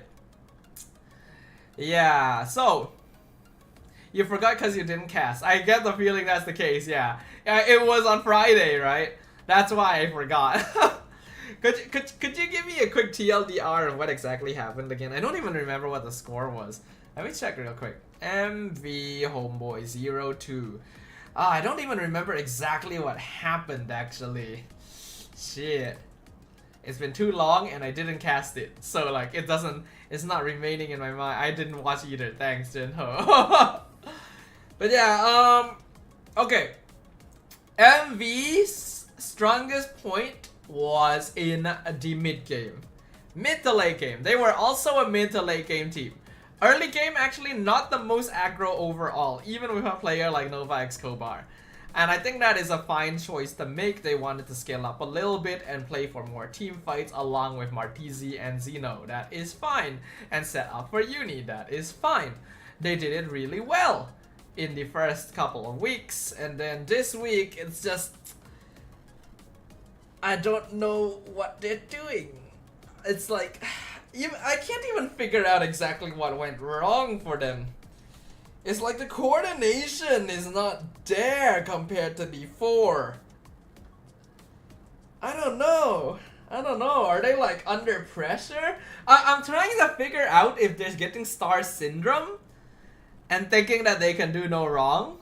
Or is the exact opposite where because they're getting a lot of attention, they're under more pressure to try and perform. Right? I'm trying to figure out which mindset it is that is causing this from NV. Cause this is such a sudden dip. Alright? It's like totally unexpected that this would happen to them. I don't even know where to rate them anymore because like they jumped so far so suddenly, right? Like I don't want to drop them so far from second place because I feel like they still have potential. But if I'm just purely rating them off of what happened in week 4, they would actually be kind of low. Like, netizens are saying they have star syndrome because Ruff was tilted and left the stage not shaking hands. We did all see that. That was quite the big hullabaloo. Cause like, if we want to consider Monster Vicious's overall performance so far, I still feel like they're supposed to be a better team than Red. But if we purely base off of their performance this week, I would put them under Team Ray. It is a massive gap. It is a huge fudging jump. Like, again, this is why I was really disappointed with Monster Vicious. I was already thinking after that game, it was like, how am I going to rate Monster Vicious after this? After what's happened here? Like, what is that? I have to put their early game here. I think this is where their early game would be. Mid game is supposed to be where they are the strongest. I will... how do I rate you? Like, I want to put them here. But they were fighting on par with here. Like, you see my problem, guys? You see my problem? What am I supposed to do with them? Like, I would want to put them here. I feel like the top potential of MV can be up here. Heck, they can be up here. The top potential of MV is all the way up here. But their performance in week 4 is here. Dude. What the fudge? What the fudge, man?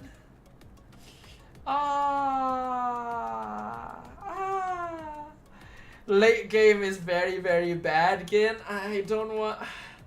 I feel so bad. I feel so bad saying their late game is very, very bad. I literally just gave Ruff an unsung hero shout out. I literally just gave him that. What the fudge, man? But it was bad. It actually was bad. I'm sorry, MV. I have to rate you like you were. I actually have to rate you like you were. And you were down here.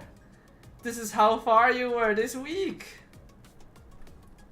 My heart hurts so Dad.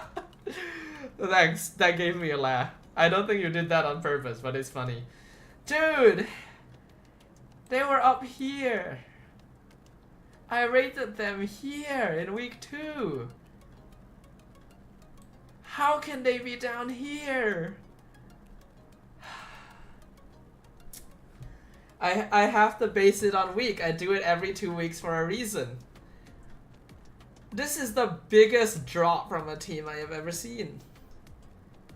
It is actually the biggest drop from a team I have ever seen. And it feels even worse because it's a team that I genuinely had expectations for.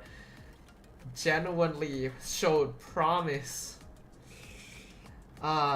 So sad. So sad.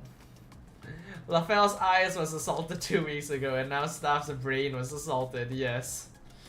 You know what, fan? It's not just my brain that was assaulted, it's my heart. My heart and soul was assaulted by this loss.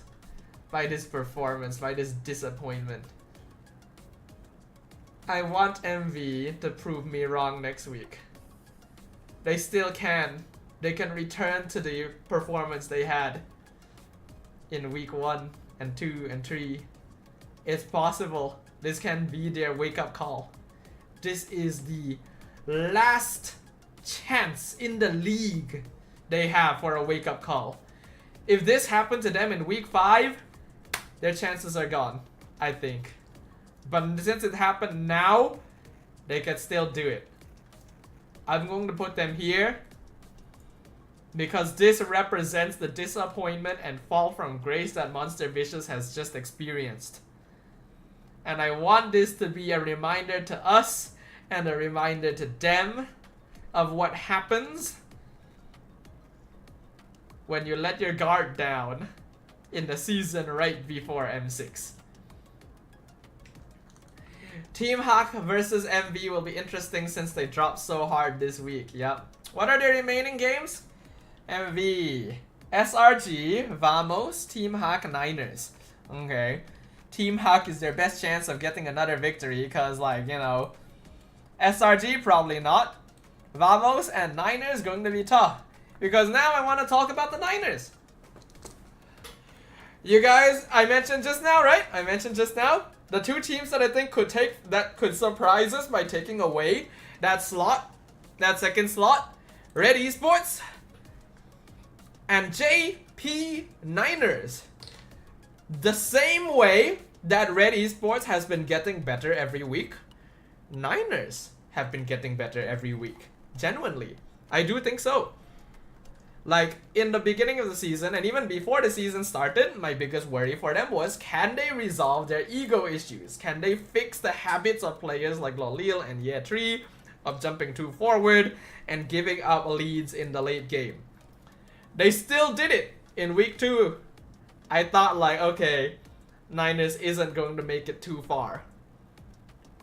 But we saw improvement. We saw growth. We saw, dare I say it, discipline, maturity. Lolil is learning. He is still getting caught out, maybe a little bit, but not nearly as much as before. The team is playing better together. It doesn't feel like there's as much ego clash. And they are a team specialized in late game. That is very unique, actually, right? Because almost every other team in the league is specialized for mid game. I think Niners is most powerful in late game. Besides Vamos, I think they are one of the best teams at making comebacks. So that is really, really interesting, isn't it? Zach QT is playing like a god. I'm gonna say it right now. Man, he's doing his job real well. Max doing great as well. Lolil has always been good. He has always been good, this man. He just had to fix some bad habits. I think we're seeing a bit of that. Yeah, Tree was my thoughts of being the biggest weak link for this team, but he is starting to figure things out a little bit. So I gotta give him props to that, you know? Like, I really counted out some of the players on this team very early on, but this week they proved me wrong. They showed that they are capable, like Niners, look at them right here. One against Homeboys, against RSG, lost to Vamos, that's fine. One against Todak, one against Team Ray. It's pretty good, it's pretty solid actually, you know? Their late game is really, really good. I actually really like their late game. Would I consider it better than Vamos? I think it actually kind of depends. It genuinely kind of depends.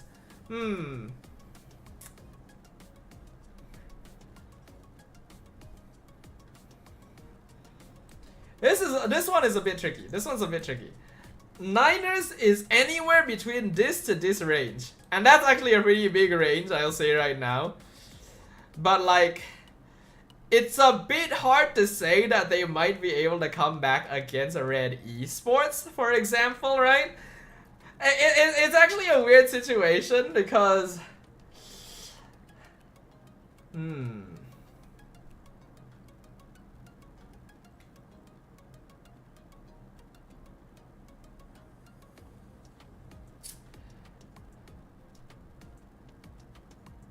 Guys?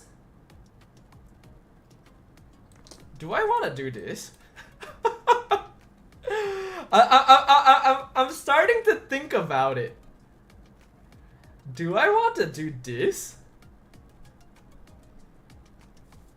Is this the play? I thought he froze. You know, I kind of did freeze. I froze for a second there to think about it. Staff brain jam for 30 seconds.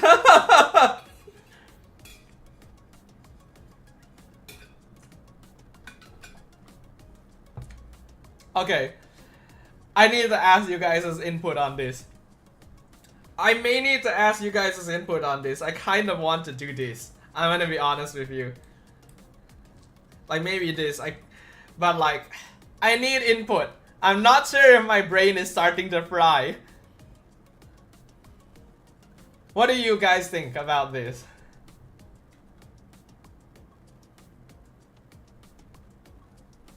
Vamos feels like a team that if Zorn is serious, they can actually fight SRG toe to toe. But, Gin says, Red is freaking good this 2 weeks, right? Right? The Vamos fans are gonna kick me in the ass, man. The Team Vamos fans are gonna fucking look for my house if I do this. But like, Red is so clean. Okay, wait. Which teams did Red play against this week again? Red, October. Wait, did Red play anything this week? Yes. Okay, September, the end of September. So Team Hawk, they won 2-0 against Team Hawk. They won 2-0 against Niners recently. They did lose the Vamos and SRG very early on. I'm kind of sad about this because I actually want to see SRG play against current Red. I actually do want to see Vamos play against current Red, but like, yeah, they played against Red when Red wasn't quite prepared yet, so that's to be expected. This is a 2-week power ranking, shit's always changed. Man, this'll really grab some attention though, I'll say. Alright, you know what? I am doing it. I am fudging doing it.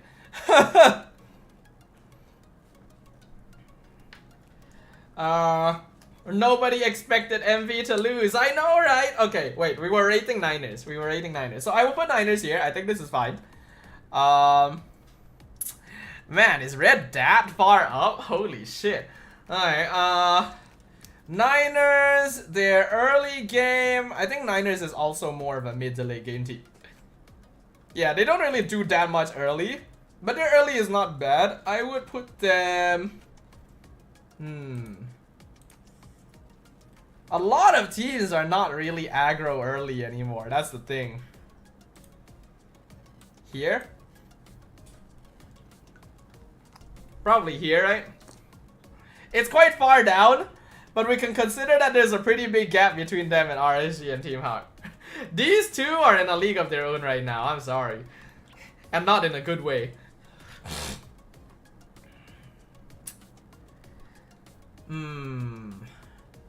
Fine, but are they really this far? Are they really this far down? Yeah, I think it's fine. JP9ers is a team that progressively gets stronger as the game keeps going. So I think this is fine. Mid-game. Where would the Niners be in mid-game? Here. This is where I would put them. If they are here... If they're here, that would put them here, though. I wouldn't say that. I don't think so. I don't think that's correct. And yet, I don't really feel like... I feel like fudge, I knew that this week was gonna be hard to rank, man. I knew this week was gonna be hard to rank in front of Todak. That far, huh? That far.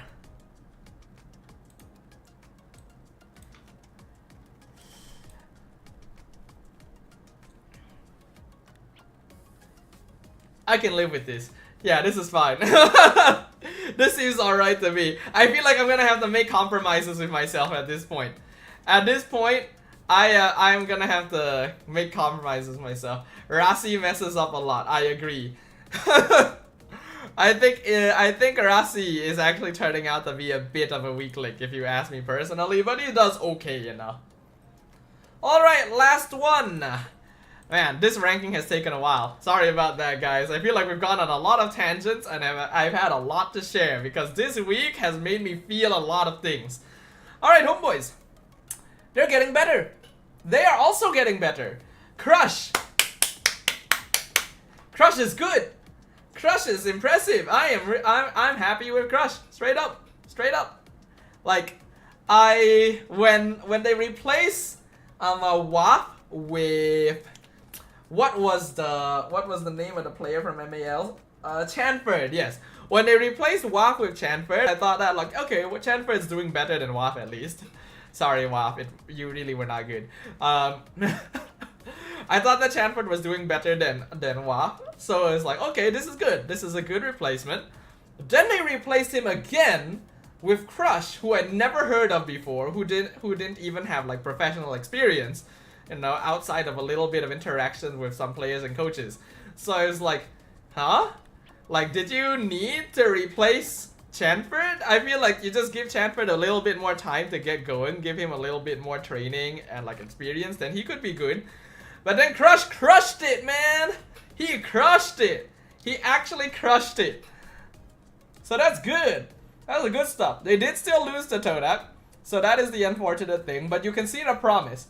You can see better gameplay from them compared to before, but Homeboy still runs into certain issues.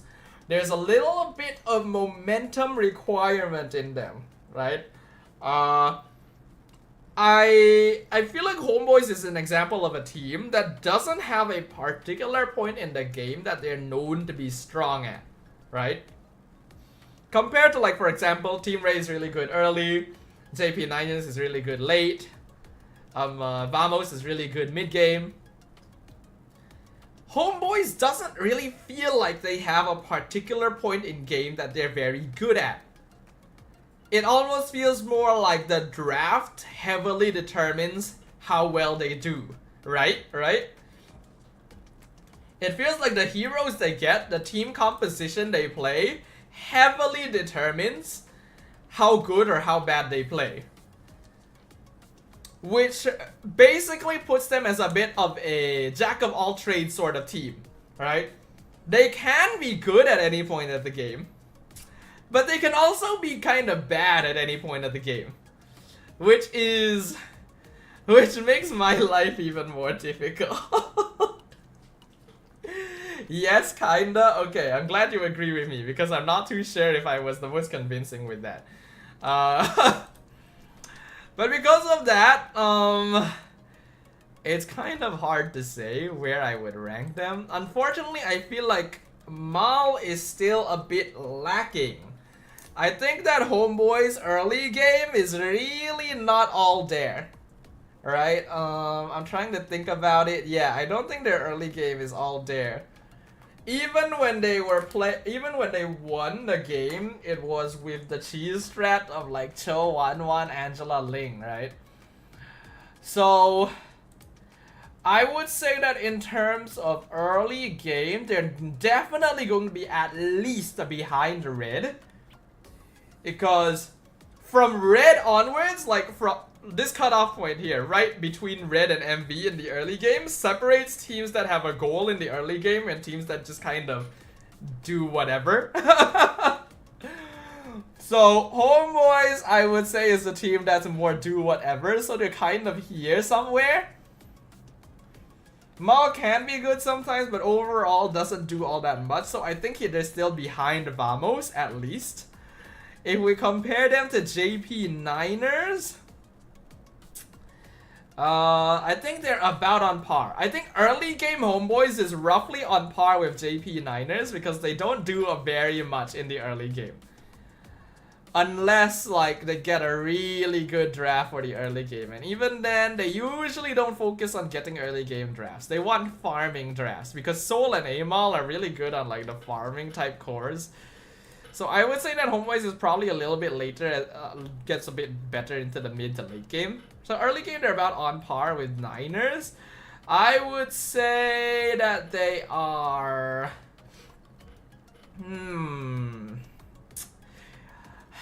Where? Where? Are they better than Niners early or worse than Niners early? Fine. This week's power ranking is killing me. I've back played with Leo for a bit. Aha, welcome back, Ray. You played Tekken, is it? Oh, Homeboys, early game. They're here or here. It's one or the other. Are they better than Niners? Because they both don't do anything. Amal is freaking good in Ling, please remember. Yeah, but even if he's good in Ling, he doesn't usually do too much in the early game, right? Like, I would say that Max plays more early game junglers than Homeboys. I think I would put them behind. I think I'd put them behind Niners, yeah, in the early game. They do get rapidly better in the mid game though. Mid game for Homeboys is really not bad. Especially with Crush. Though their team fighting is still a little bit scattered. Here, it's not very high up, unfortunately, but I can't really bring it to myself to say their mid game is better than Ray. I feel like Ray has better team fighting. I think Homeboys is down here.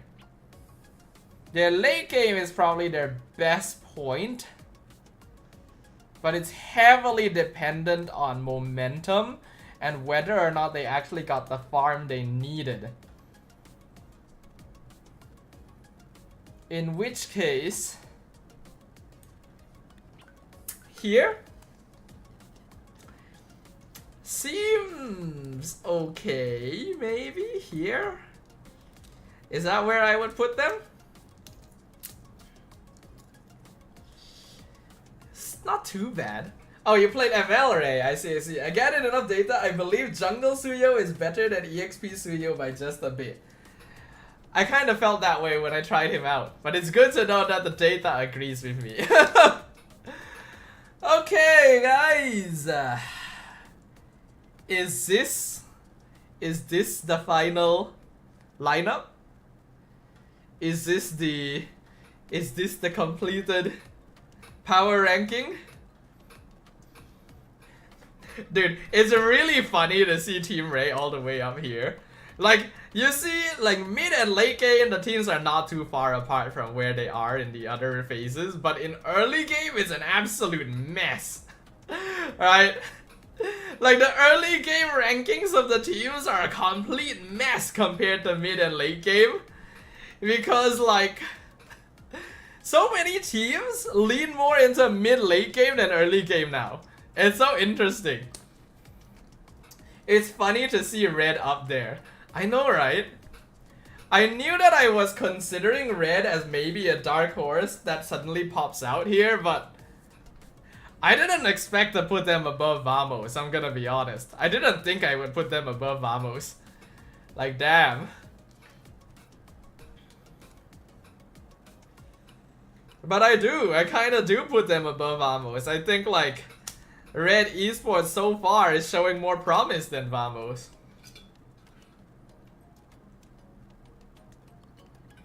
Who did Vamos play against this week besides SRG? Or did they only play one game? Let me check. Yeah, they played against SRG. Yeah, that's the only game they played this week. They beat Todak, they beat Team Hack, they beat Niners. Have they? Yeah, they played against Red in like very, very early in the season. I think they played against Red when Red was still playing with their MAL players too. So like, unfortunately we can't see any direct comparison here. Current Red will crush Vamos. You agree, Junho? I actually do. I actually do feel that way. I think they would. Oh man. Because like, Ube destroys Malaysia, man. We just can't deal with Ube. We are so bad at handling Ube. It's not even funny. Okay, you know what? I think this is good. I think this is fine. I think this is the ranking that we can officiate for week 4 of MPL MY Season 14. And this ranking took so much longer than last week, man. It actually took so much longer than last week. It was so hard. It was so much harder. Oh man. Todak versus Red will be a good litmus test. That is true. That is fair. Looking at the way Todak plays, I think Todak has potential. Todak does have some potential of beating Red. But it will depend on some things. I'm still worried about Warlord. You and me both. I think the players we have to worry about on Vamos are Zorn and Warlord, actually. Like, Zorn is inconsistent and Warlord doesn't really seem to be having a big enough impact. But Vamos' gameplay is still solid overall, so we will see what happens.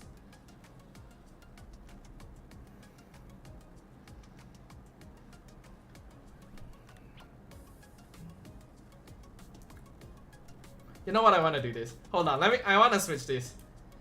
I think MV is still a little bit weaker than Vamos in the early game. Because Vamos is a bit more aggressive. They're a little bit more inconsistent, but I think they're able to make more things happen. So I'm gonna make this switch. I don't worry about someone who got butthurt of a caster giving criticism about his teammate. Huh, really? Did that happen? Did something like that happen? Wait, is this related to the Sunfrost thing? I heard that something happened there, and I heard about it, but I don't actually know the details. If you know, you know. I don't know. I actually don't know this one.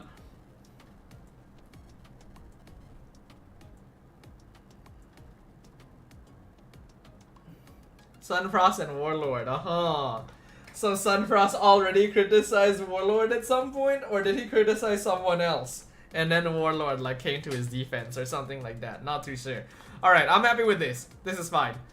MV, you break my heart. He'll break our hearts, man. He criticized Chibi. Okay. Alright, MPL MY Season 14 Week 4 Power Ranking. Say that. I'm tired. I knew that it was gonna be hard this week, but it really felt like it was harder than before.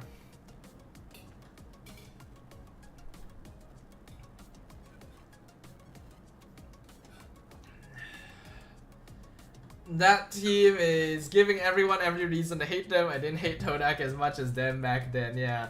Like, it's just rubbing people the wrong way, you know? Like, I know that their logo is a snake, but they don't have to act that way, right? Alright, so as I mentioned earlier, my goal for tonight is to cut off more cleanly around midnight because I have some plans of things to do later on. So because of that, we want to try and get some games in before that. So hold on. It is currently 11. We have enough time for maybe two games, 3 games if like they end fast enough. So let's go ahead and get that set up. I'm gonna go ahead and turn this into a graphic and post it tomorrow so that I can get those juicy TikTok views. And I'm gonna real quick go to the bathroom, and then once I come back we shall play some games. Yeah, peeps? Okay, alright. Oh, this ranking is tiring.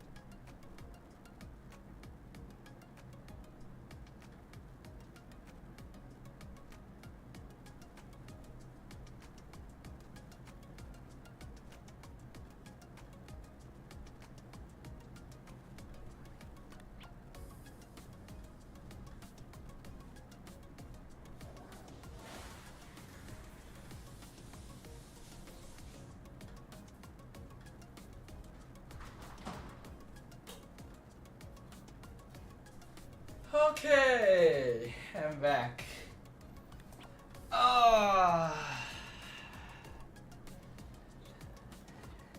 I'm still eating, so you better be consistent like last week with your raids. That is true. I'm raiding tomorrow.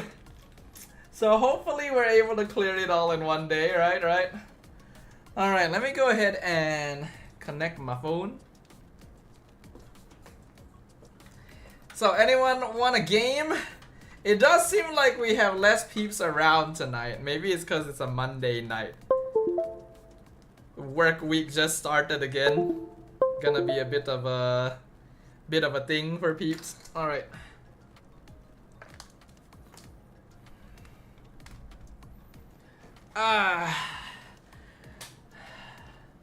I'm still here, but I want to do something else. I see. All good. No need to feel forced, peeps. You guys play if you want to play, and if you don't, then you don't. Simple as that.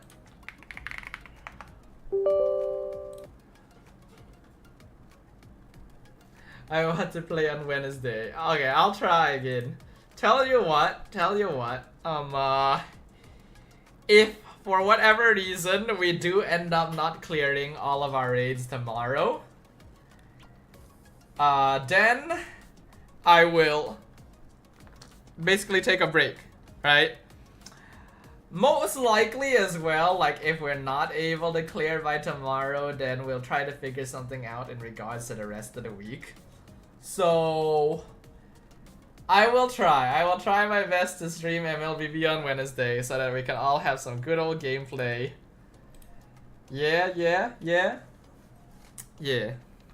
Wait, hold on. Ah, shit, no, wait. Actually, this works, okay.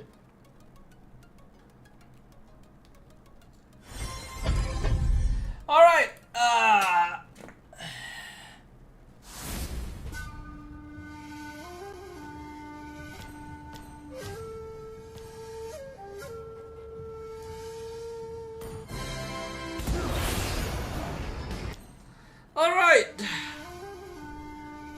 the game. If only your teammate didn't need to go out of town. I mean, we've been doing this for a while. It is expected that someone is going to... Huh? The fudge?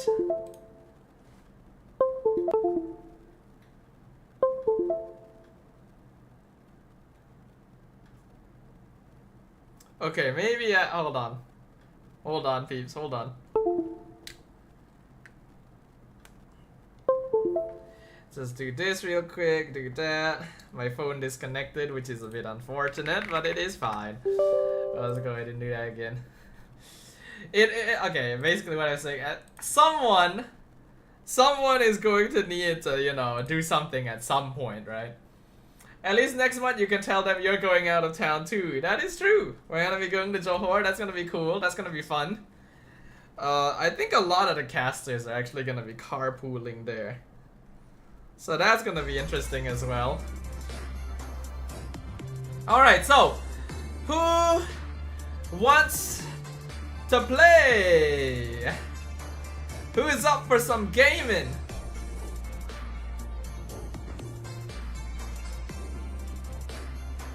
Because it seems like a lot of peeps are not really up for gaming.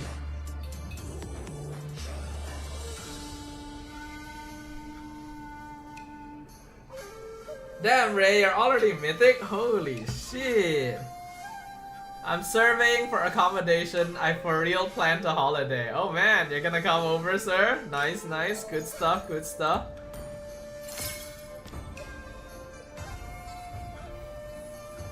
I wonder what kind of hotel the casters are gonna be staying in as well. Cause like we were informed we were actually gonna be in a hotel. Originally the plan was that we were gonna be in an Airbnb, which I think is the more common thing since we're local, you know. But we just got told that we are apparently going to be in a hotel. So that's cool. I don't know how good of a hotel it's going to be, but that's nice. I walk the world unfettered by expectations. Might swim across the causeway. Nice. Maybe it's a Legoland hotel. Lol, that shit's gonna be overpriced like hell, man. Okay, but I'm actually tired, guys. You wanna play, Ray? Ray is mythic though. I want to fly. I'm gonna beg Leo to +1 me. Ooh, that would be cool. I don't think I've met Ray in person yet, right? Have I? Ray, have I met you in person yet? I don't think so, right?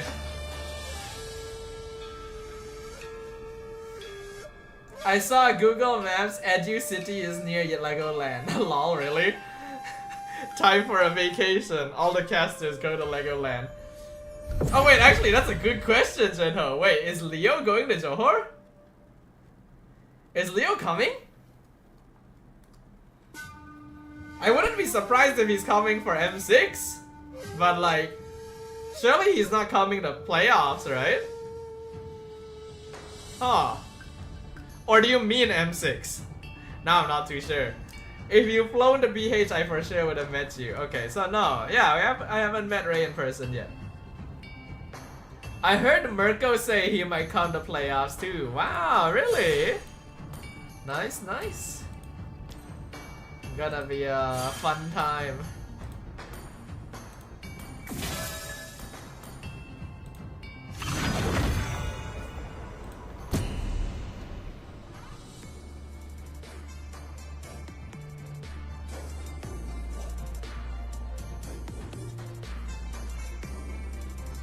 So I'll probably play like 2 games max, looking at the timing. Which is probably good as well. I actually do feel really tired after that entire session. Like I didn't realize it would tire me out so much, but I feel like I maybe had one too many emotional outbursts.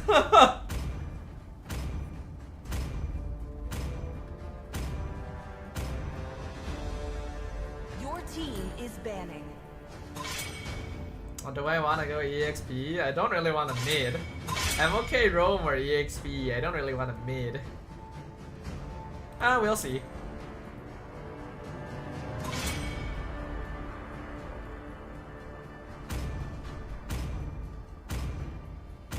Why did you stop? Again, I thought you weren't playing. You straight up said you weren't playing tonight, didn't you?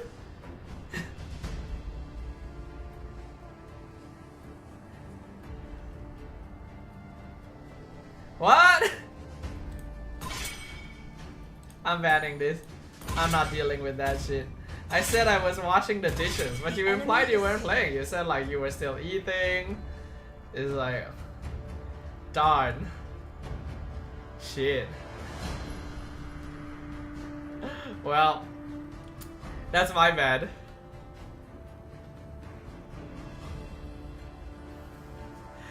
I don't think my brain is working anymore, sir.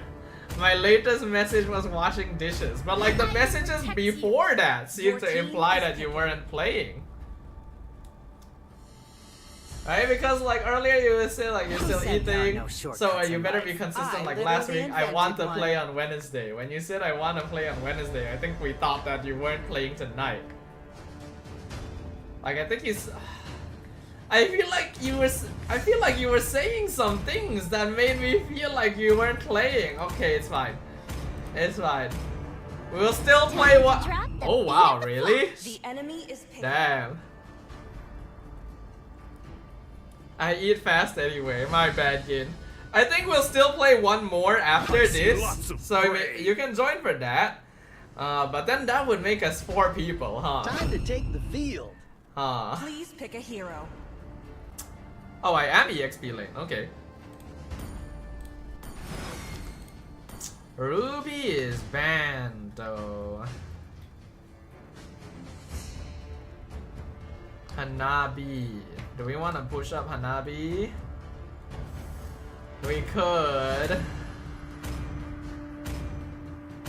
Ah, fudge it. I'll push it up. I think EXP lane ideally needs to get a winning matchup if I can. Masha? It can't be Masha, right? Shit, I don't actually know what the play is here, actually.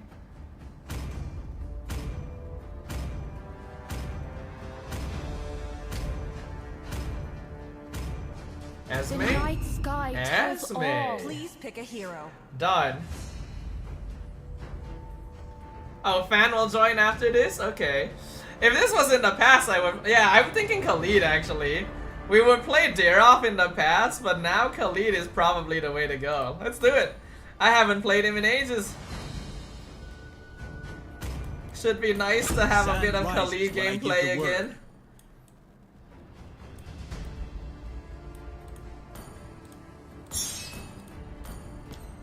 Okay, so after this game, we can slot Gin and Fan in to have our 5 men.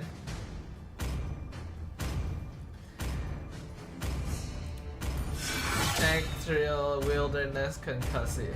Yeah, this is correct. Usually, if you follow the top pro builds, it is usually going to be correct. Especially if you just like look at it a little bit yourself, so you make sure you aren't being trolled. It should be fine.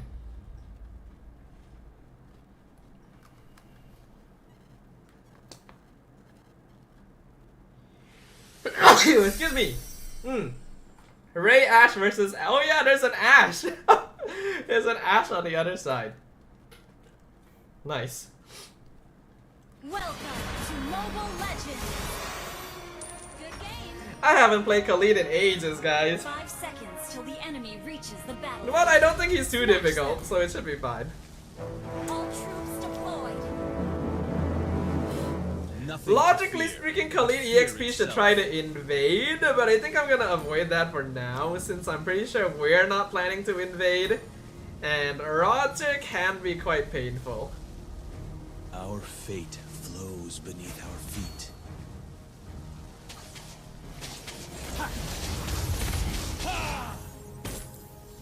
The truths must be preserved. Request backup.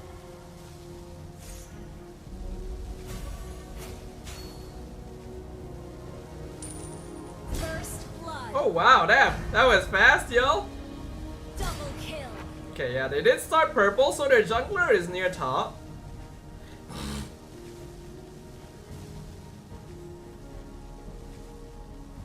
Our fate flows beneath our feet. Request backup.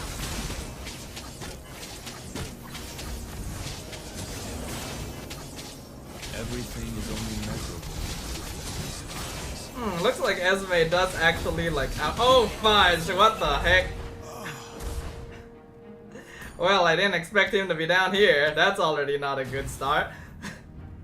I was kind of limit testing a little bit. It's like, okay, wait, if I take an extended trade against Esme, can I win? The question to that is no. And I figured like, okay, that's a good learning experience. Then Roger comes in and like kills me for it, unfortunately. Spree. An enemy has been slain. But it's fine. It does unfortunately mean I'll probably hit level 4 a little bit late, but I think it's still okay.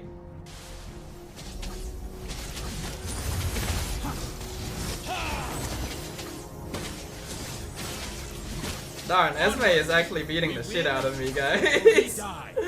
Esme is actually beating the shit out of me.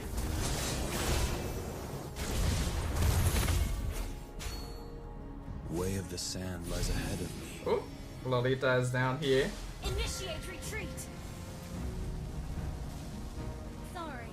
I miss when Dira was meta, I'm gonna be honest. It was a pain in the ass, but like, I kinda do miss it. Our fate flows. The sand will take you.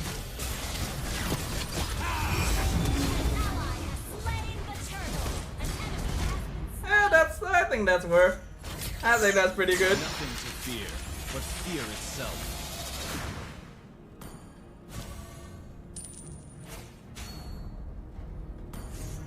Damn, Hanabi's already a 3-0.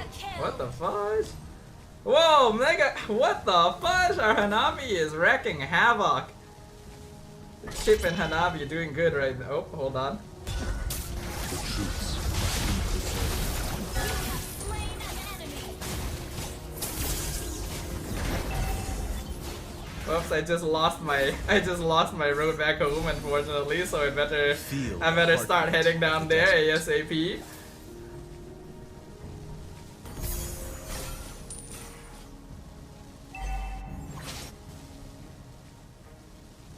The sand will take you.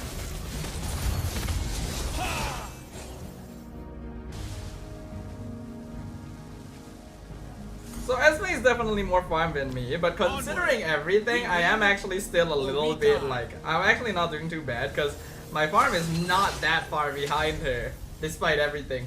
I don't miss the time Dira was meta because R7 didn't hit the damn base, lol.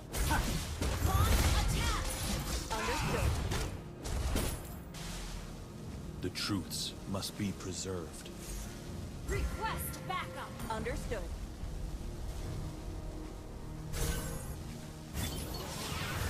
Cowards don't deserve peace. Launch attack. I will speak for the sands. An enemy has been slain. Very nice. Where is Roger? I feel like he was in here somewhere. Oh, I missed. Will take you.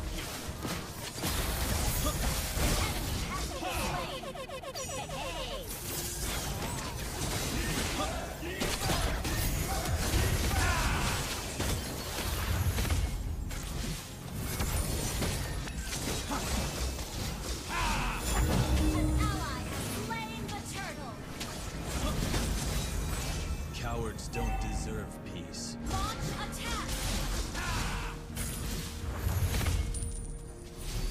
Xavier is around here.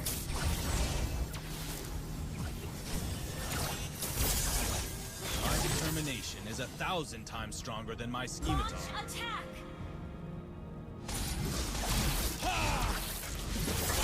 Launch attack.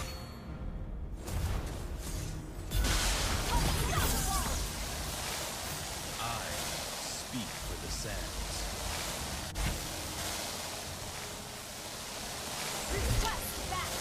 What the heck? Esmeralda went through it after I came back? What?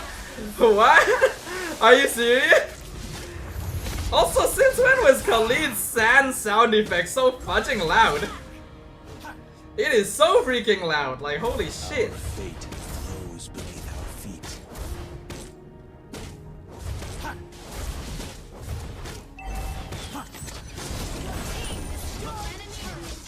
Our turret has been destroyed. Is ready.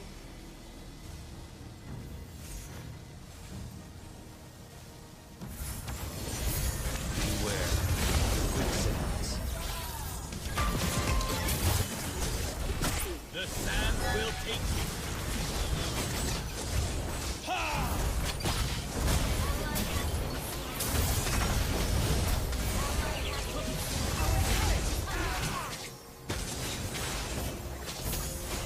Ah, fudge. Was it? Oh, this is a bit annoying. Turns out Khalid not that good against Esme now. Or maybe I'm just bad. Or perhaps I should be building dominance earlier. Thinking about it, I probably should be, huh? Especially with Lolita. Might be a bit late for me to get it now, but it's fine. 1,000 times stronger than my Turret scimitar. has been destroyed.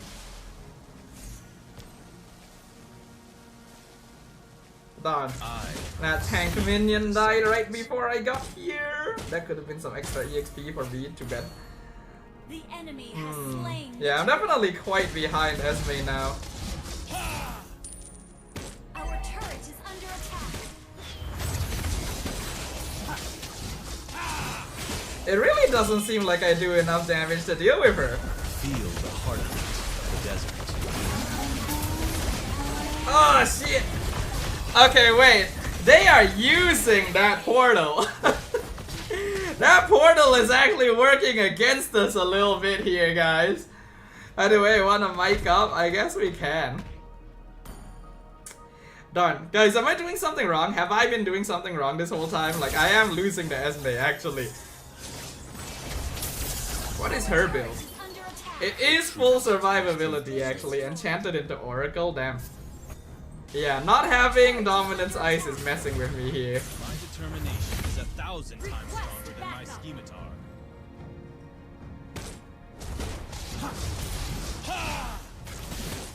Our fate flows beneath our feet.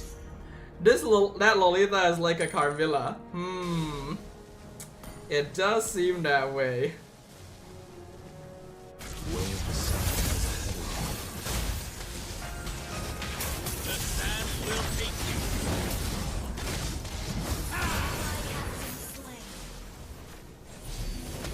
This Esme is actually a really good pick as well against Hanabi, fudging Joy. Enjoy Hanabi. That shit is smart, man. Nothing to fear, but fear itself.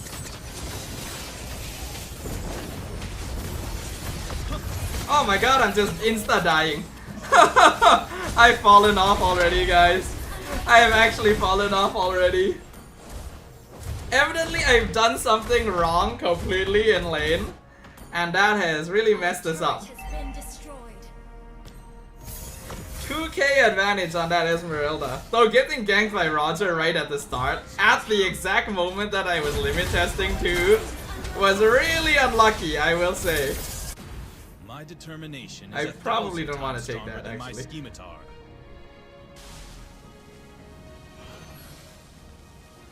where the sun. I am definitely not Rippo, that's for sure.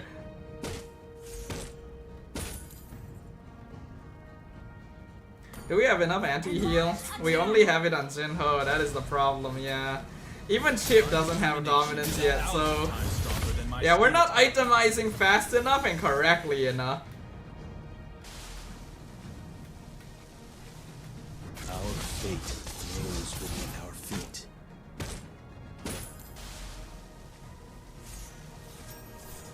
Our turret is under attack. I speak for the sand.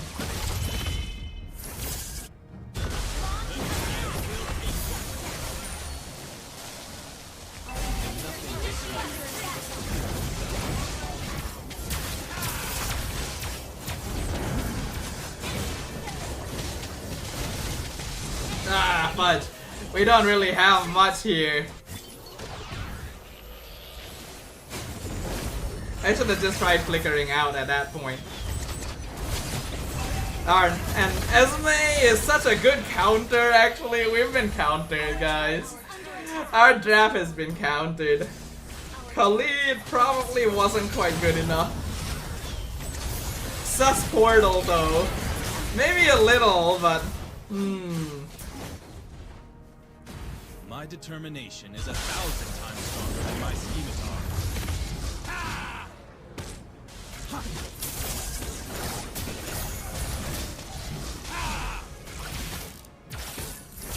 Our inhibitor turret is under attack.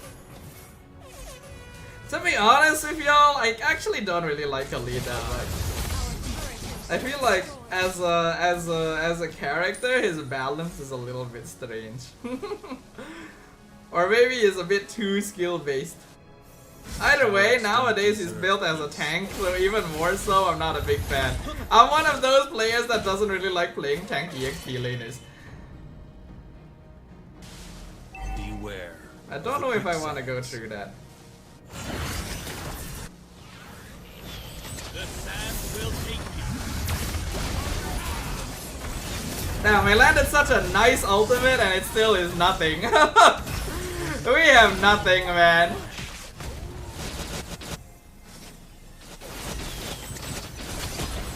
Don't think you should have said Edith or Ruby is there. Ruby was banned. We banned Ruby for some reason.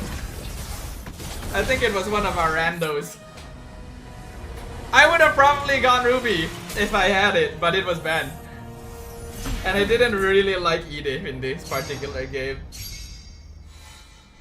All good, it was a test for V2. I wanted to see like how Khalid feels now, but yeah, not so good. You win classic, nice. Alright, let's invite the peeps in. Hold on a bit peeps. Let's wait for Gin and Fan.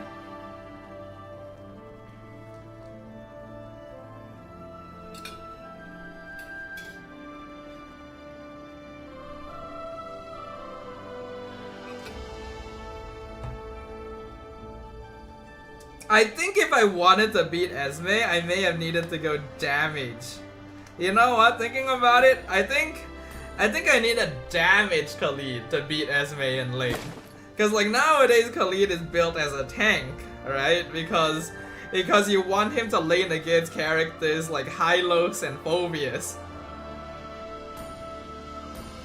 But against Esme, if I'm building tank to duel her, it actually is counterproductive.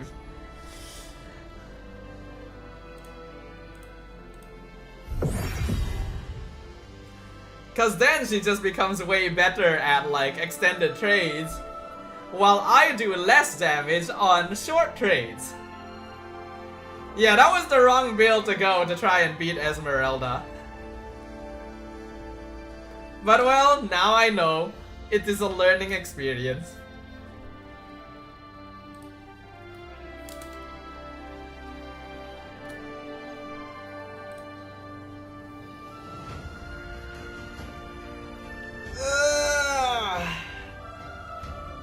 Okay, let's see if we can get something good here.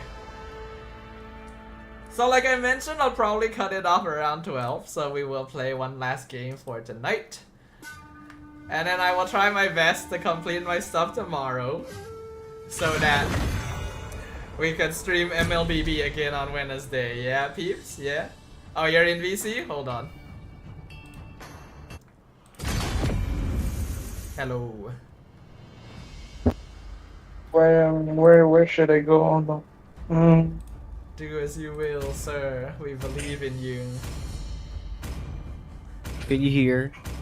You know, we are playing flex Can you rank hear? because I'm epic. Yes, flex rank. I'm mythic, and some of y'all are epic. Yep. I have like 9 left. Yeah. Lol. Oh, good. No worries. I am epic for some reason. This is funny. Your team is banning.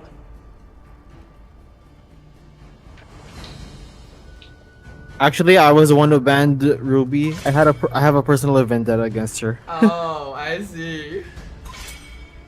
No, I could have used the Ruby. Sorry. Thinking about. Okay, you know what? Goodbye. Horse. Okay. Okay, sorry. Oh, So Junho is not here. Oh, okay. Not in the VC, it seems. Yep. No. So pick what first? Oh no, this is a big question. Suya is already gone. Phobius is open. Do I? Whoop, he went low. And see your I guess that's fine. I'm thinking about Phobius because Phobius is open. True. But I kind of don't feel like playing Hobius. Then And now you really don't have to play Phobius. now Edith is also bad. Oh no.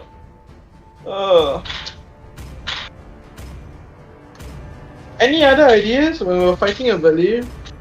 Fighting Valir, Assassin would be okay.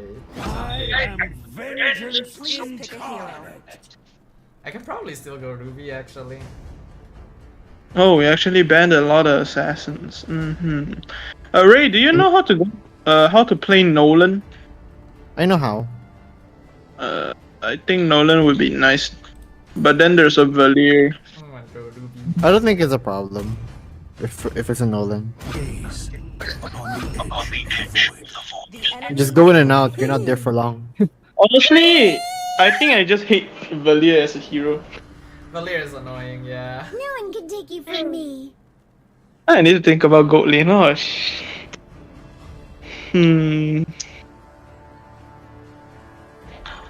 Oh, his fan is going roam. Okay. yeah, wrong. Dira. Really? Maybe I Dyra. should have played Dira last game. Oh no.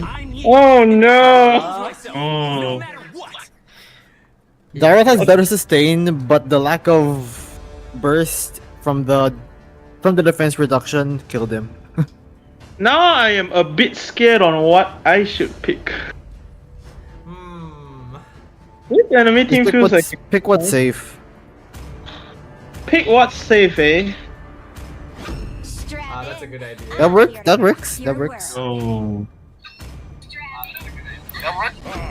Minotaur will finish off what was left undone. Hello.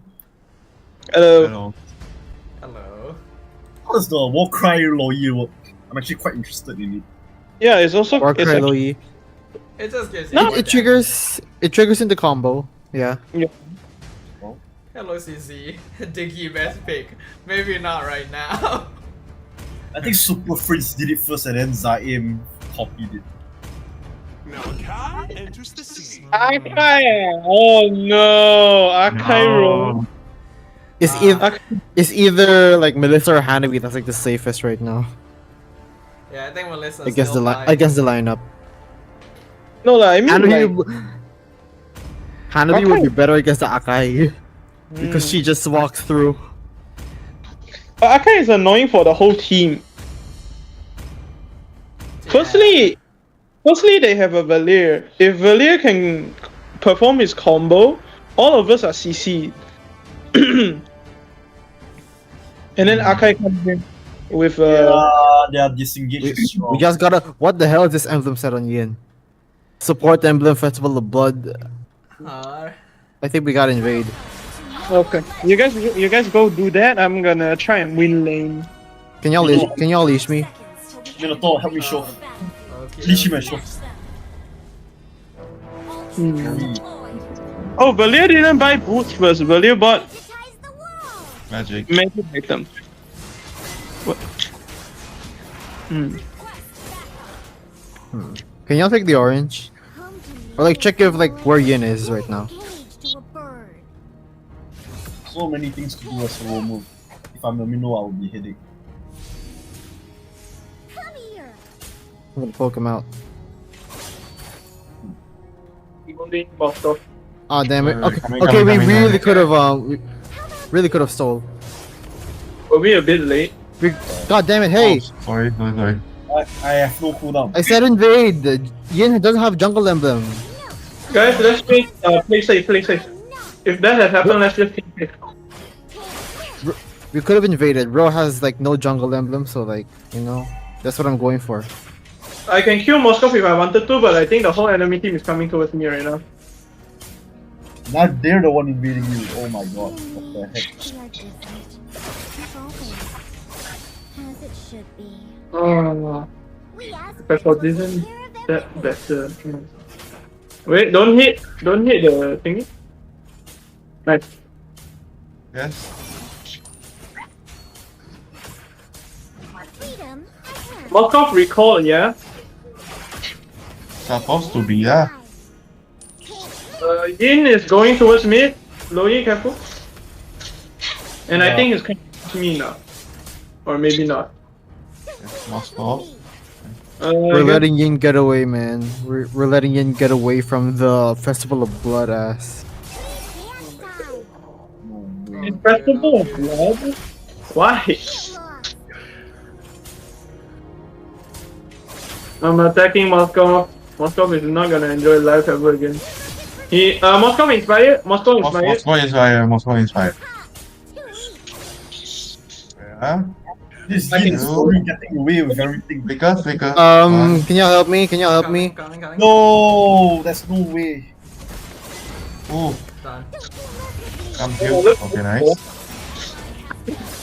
God damn it, team. Okay, nice. This is a bit high. Okay, nice. You gotta show empathy to our roamer. Ah, got my ear. Enemy has slain the Hey, can I ask why is our Ruby silent? What happened to our dad? I'm working on it, sir. This is what happens when I'm in a VC. Oh fuck. Sorry, Dad. Okay, it's okay. He was still our dad after the family broke off. Guys, target prio. We need like automatically ignore everyone but the jungler. Blue is still up. whichever path I take, I'm going in the direction Blue of is. freedom. Oh my god. Okay, careful. Battle spell in cooldown. Honestly, our early game, we need to play like, what is that thing called? Wait, Yin. Hirashi. I don't Come know. on, I died Info, twice info, against info. their. I died twice against their trash lineup. We gotta coordinate, man. Oh, I can't leave lane, unfortunately, it's a Dara. Yin. they're trying to attack me. They're trying to attack me. God, our mid trio. Can you pick off? Okay, boss. Nice! Kill him. Nice. Okay, GG. Nice. Yin and mid. Gonna go top soon. Everyone be careful up there. Up. Oh man, I don't deal damage.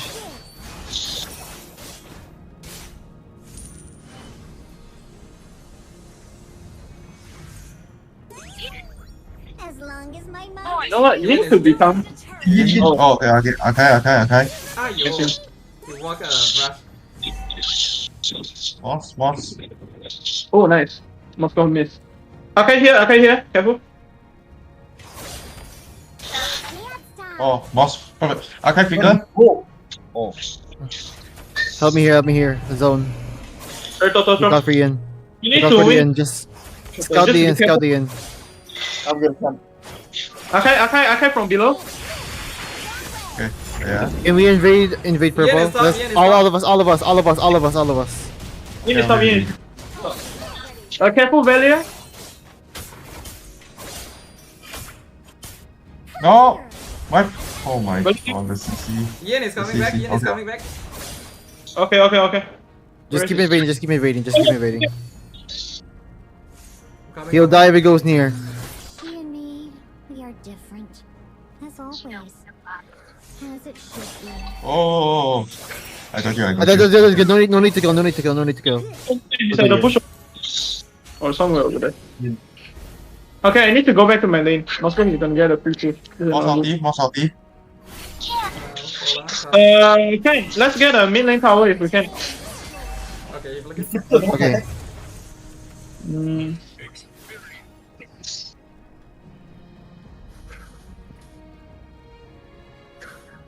The dawn will finally come. You good, fan? Yes, I'm good. Don't worry. Okay. Moscow missing, yeah, Moscow missing. Careful about that. Okay. Lo, you get out of here. Yin. Boss. Moscow there. Okay. Okay. Okay. Akai on me, Akai on me, no follow. Oh, Boss inspire. Yin took Doji. Golia over here. Yep, we're zoning Go. out. Go. Go on in. Nice. Golia flicker. Mid and purple. Mid and purple. Yeah, go for it. We can kill. Tower long. We're good. Okay. Oh my god, Moscow. He walked really far. They wore the disguises for so long. Okay. Forgot what they really Oh, okay. Okay, bigger. We're good. Go back. Nice. I We also can- preemptively. Y'all start They're turtle. out Start and turtle missing. now. Yeah, there's Slayer. I mean, you could Okay.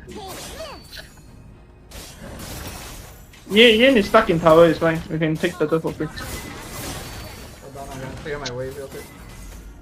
No, I'm not anyone's puppet. I'm not. For it.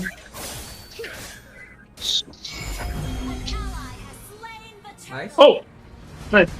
Moscow is gonna try and push again. I'm gonna go stop. Yeah, ready? Do your best. Yeah. What happened? Oh no, not good. Okay. Coming over. He's low. We're good. Nice. Focus on top. Moscow, Top is free. Yep. me. I just popped it. Oh, someone go bot. Okay, Jin, go. follow me, Jin. oh, let's go bot. Oh my god. Wait. They can't hold it. Destroy the turret. No. Hey, bro. Fuck off. Nice. Nice. Oops. Bottom lane. Nothing happened again. Gin, you're laning, bro. You're laning. Okay, sorry. I asked him to come to me for portal. Wow. You left me alone. The purple just came up. Wait, what? You invade. You can use this thing, right? You can go ahead. Never mind. Okay. Yin Reshi. Oh, okay. Wait for it to be done. They can follow up. Yeah, that's fine. He used his ult. We're zoning here. Focus on bot, Gin. Okay. Ah man, I have to go back. Oh, come to me. Good. Yep. Both ways are not He has doing. no ultimate. He has no ultimate. Okay, wait.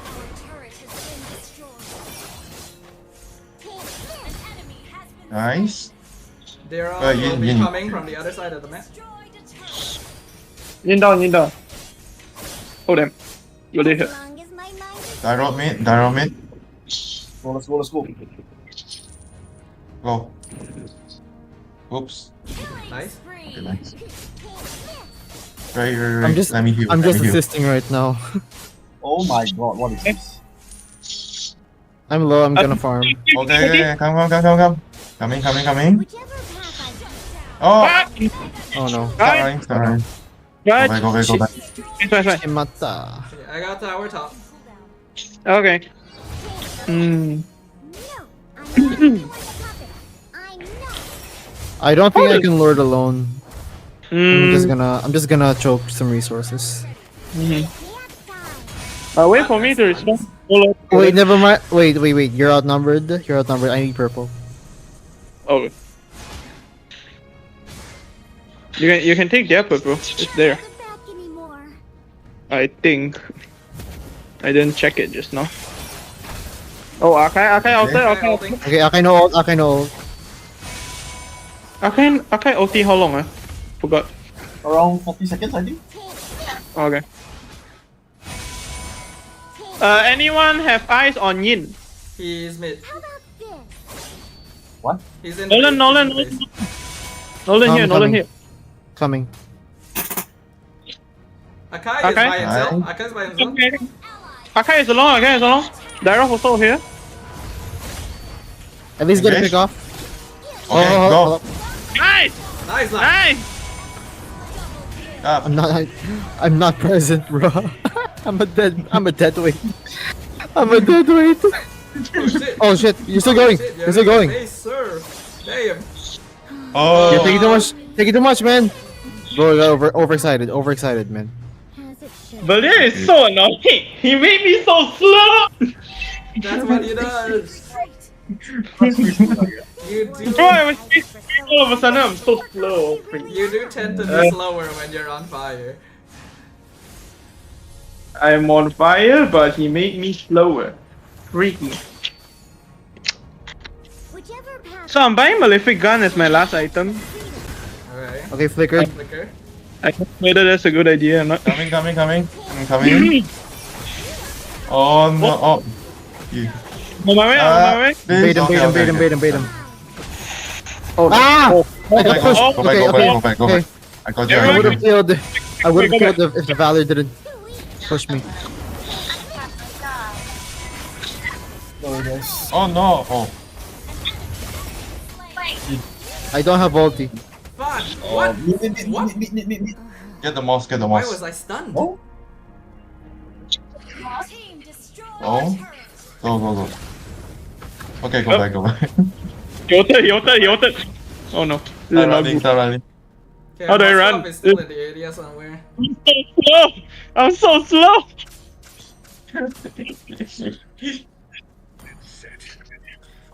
I even have goddamn Malefic Roar. I'm so. Dude, they have so many things that push you around. Oh my god. Akai and Valir, they both push in hell. Okay, ulti. Also. Okay. Oh no. Oh, your I'm coming. Okay. Wait. Oh no. Coming. Please. Oh my god. Can I use my? Damn. Well Nice, played. guys.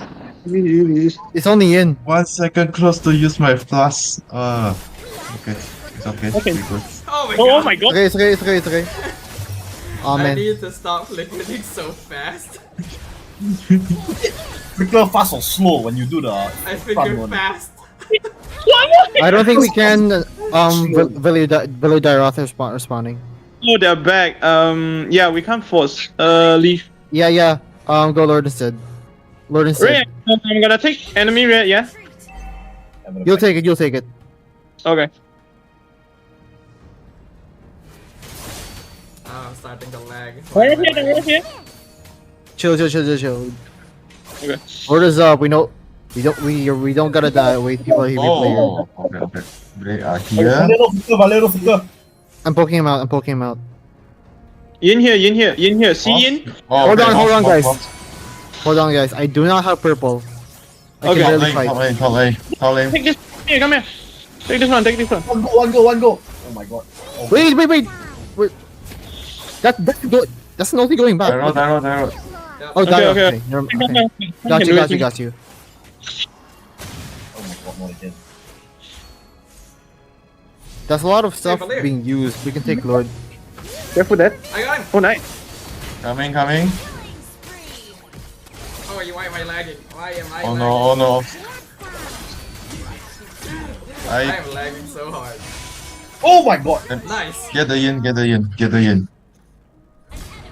Right. Come. We Okay, can nice. end. Okay, we can end. Nice, lah.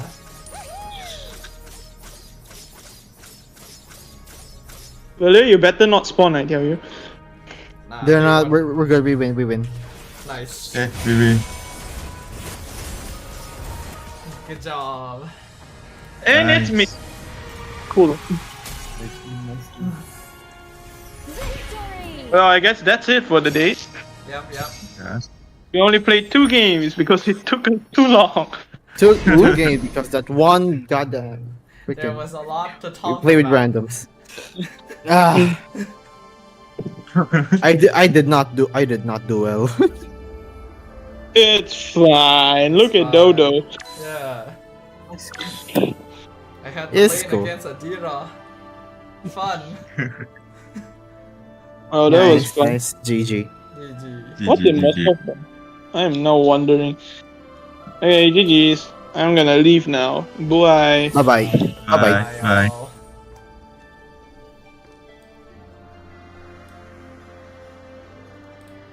Okay, alright then, peeps. I know that we didn't play a lot of games tonight, but like I already mentioned, I do have some plans about things to do later on, like after midnight. So, yeah. And it's about time for us to finish off regardless, so I think that's a good time. It's just mainly because we ended up talking about about the team power rankings for quite a long time, but that was the main goal of the stream today anyway, so I think we achieved that. And still got a little bit of gaming in, so I take that as a win. Good stuff, good stuff. But yeah, so, let me go ahead and switch back to me. Let me go ahead and turn off my MLBB. Don't know why it was lagging at the end there. I could have done some better stuff if I wasn't randomly just like lagging out. I think you guys probably saw me lagging out a little bit, you know, a little bit of teleporting going on and not just from Moscow. Oh, okay. But yeah, so, with that, I am gonna go ahead and call it here. Why is Kingsha an ad? I feel like you're not the first person to say that, actually. It feels like I've heard other people say that they got an ad of him already. Was it Jinho? I think. But yeah, so that's basically all from me today. You're gonna play Heihachi tomorrow, Ray? Yep, you already mentioned that earlier, but I wish you the best of luck. Yep, I've heard there's a story expansion as well, so that should be interesting. But yeah, so to let you guys know what's going to be happening, tomorrow I'm going to be raiding. The reason that we streamed on Monday this week instead of Tuesday is because some changes in the schedule, you know, so one of my raid teammates was not available.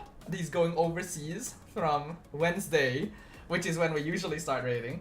So because of that, we decided to switch over to Tuesday on the day of the reset itself, with the goal of trying to clear it within the one day, so that we can still clear it with our full party and see what happens, right?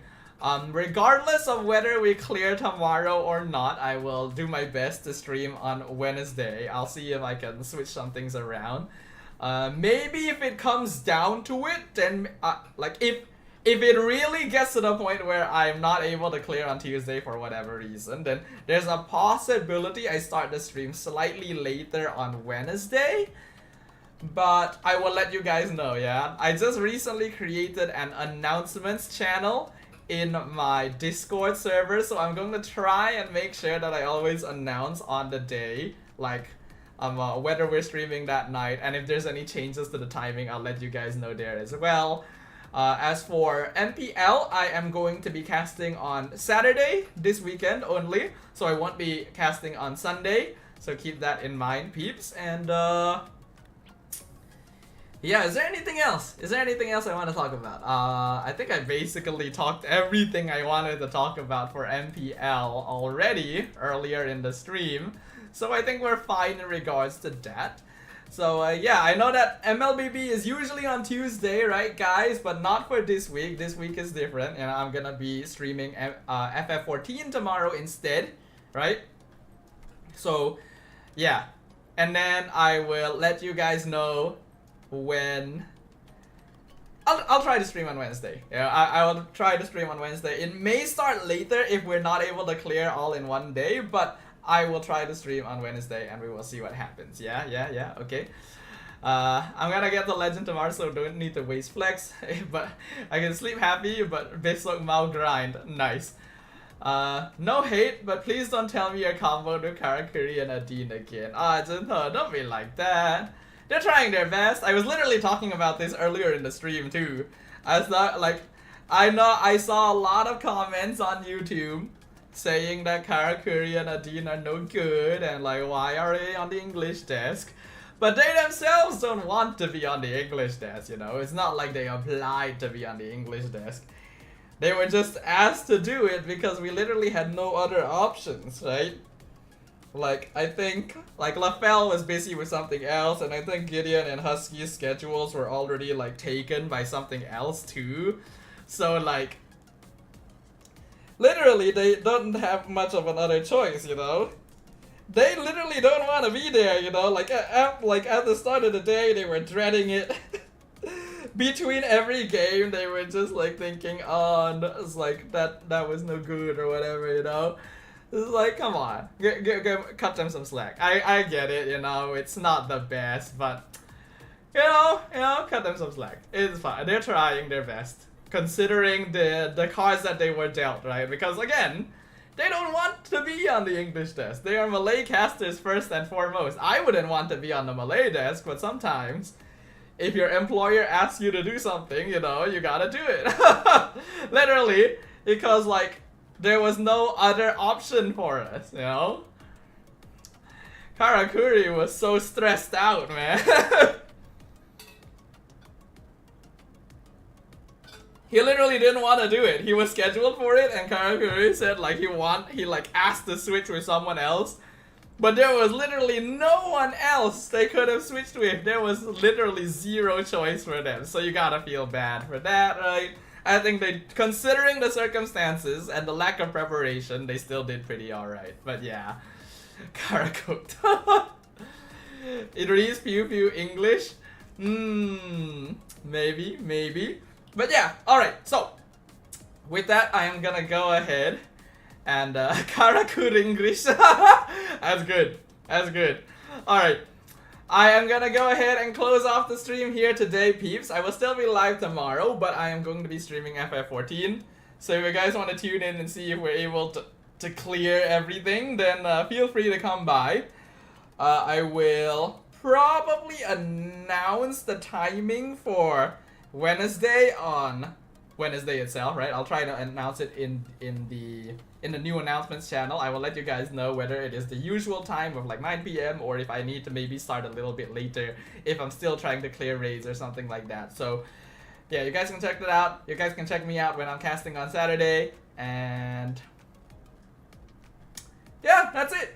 Alright, so thank you very much everyone for dropping by, and thanks for discussing with me and sharing in my woes about MPL this week. We have had some interesting stuff happen, some interesting things going on with the teams, so good to be able to discuss with you guys, and I will get that graphic out tomorrow. And yeah, does your shirt only say thanks for watching? Yes it does. Thanks for watching, guys. But yeah, thank you for watching, everyone. I've been trying to get more clips out. I do think I'm a little bit more active with clipping this season, at least. You know, I know it's not as much as it could be, but I am clipping more this season. I'm recording myself doing the voiceovers and stuff, so that's good, right? At least we got that going. The SRG intro was dope. Clip it. The walk-in? I did. I posted it today. Like if you're talking about the SRG versus Vamos, I literally posted it today. I like how the camera doesn't focus on my phone if my face is there, but that, right, it's right there. Literally. Actually got a good number of views. Looks like people do just like the live voiceovers, huh? People want to see the live voiceovers, so maybe that's good, right?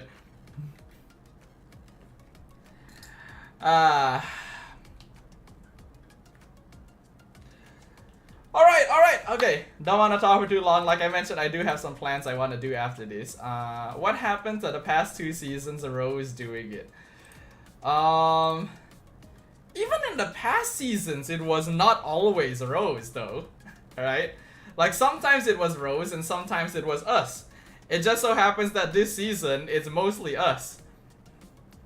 Yeah, the kawan di luar gelanggang, lawan di land of dawn. Yeah, we don't have that. That's true, that's true. But yeah, like, even last season, sometimes Rose would do it, and then sometimes we would do it. I think this season, they just streamlined it to us doing it in general, so that there can be a BM and English walk-in, right? Because now they've actually separated it. In the past, when Rose was doing it, we only had a BM walk-in.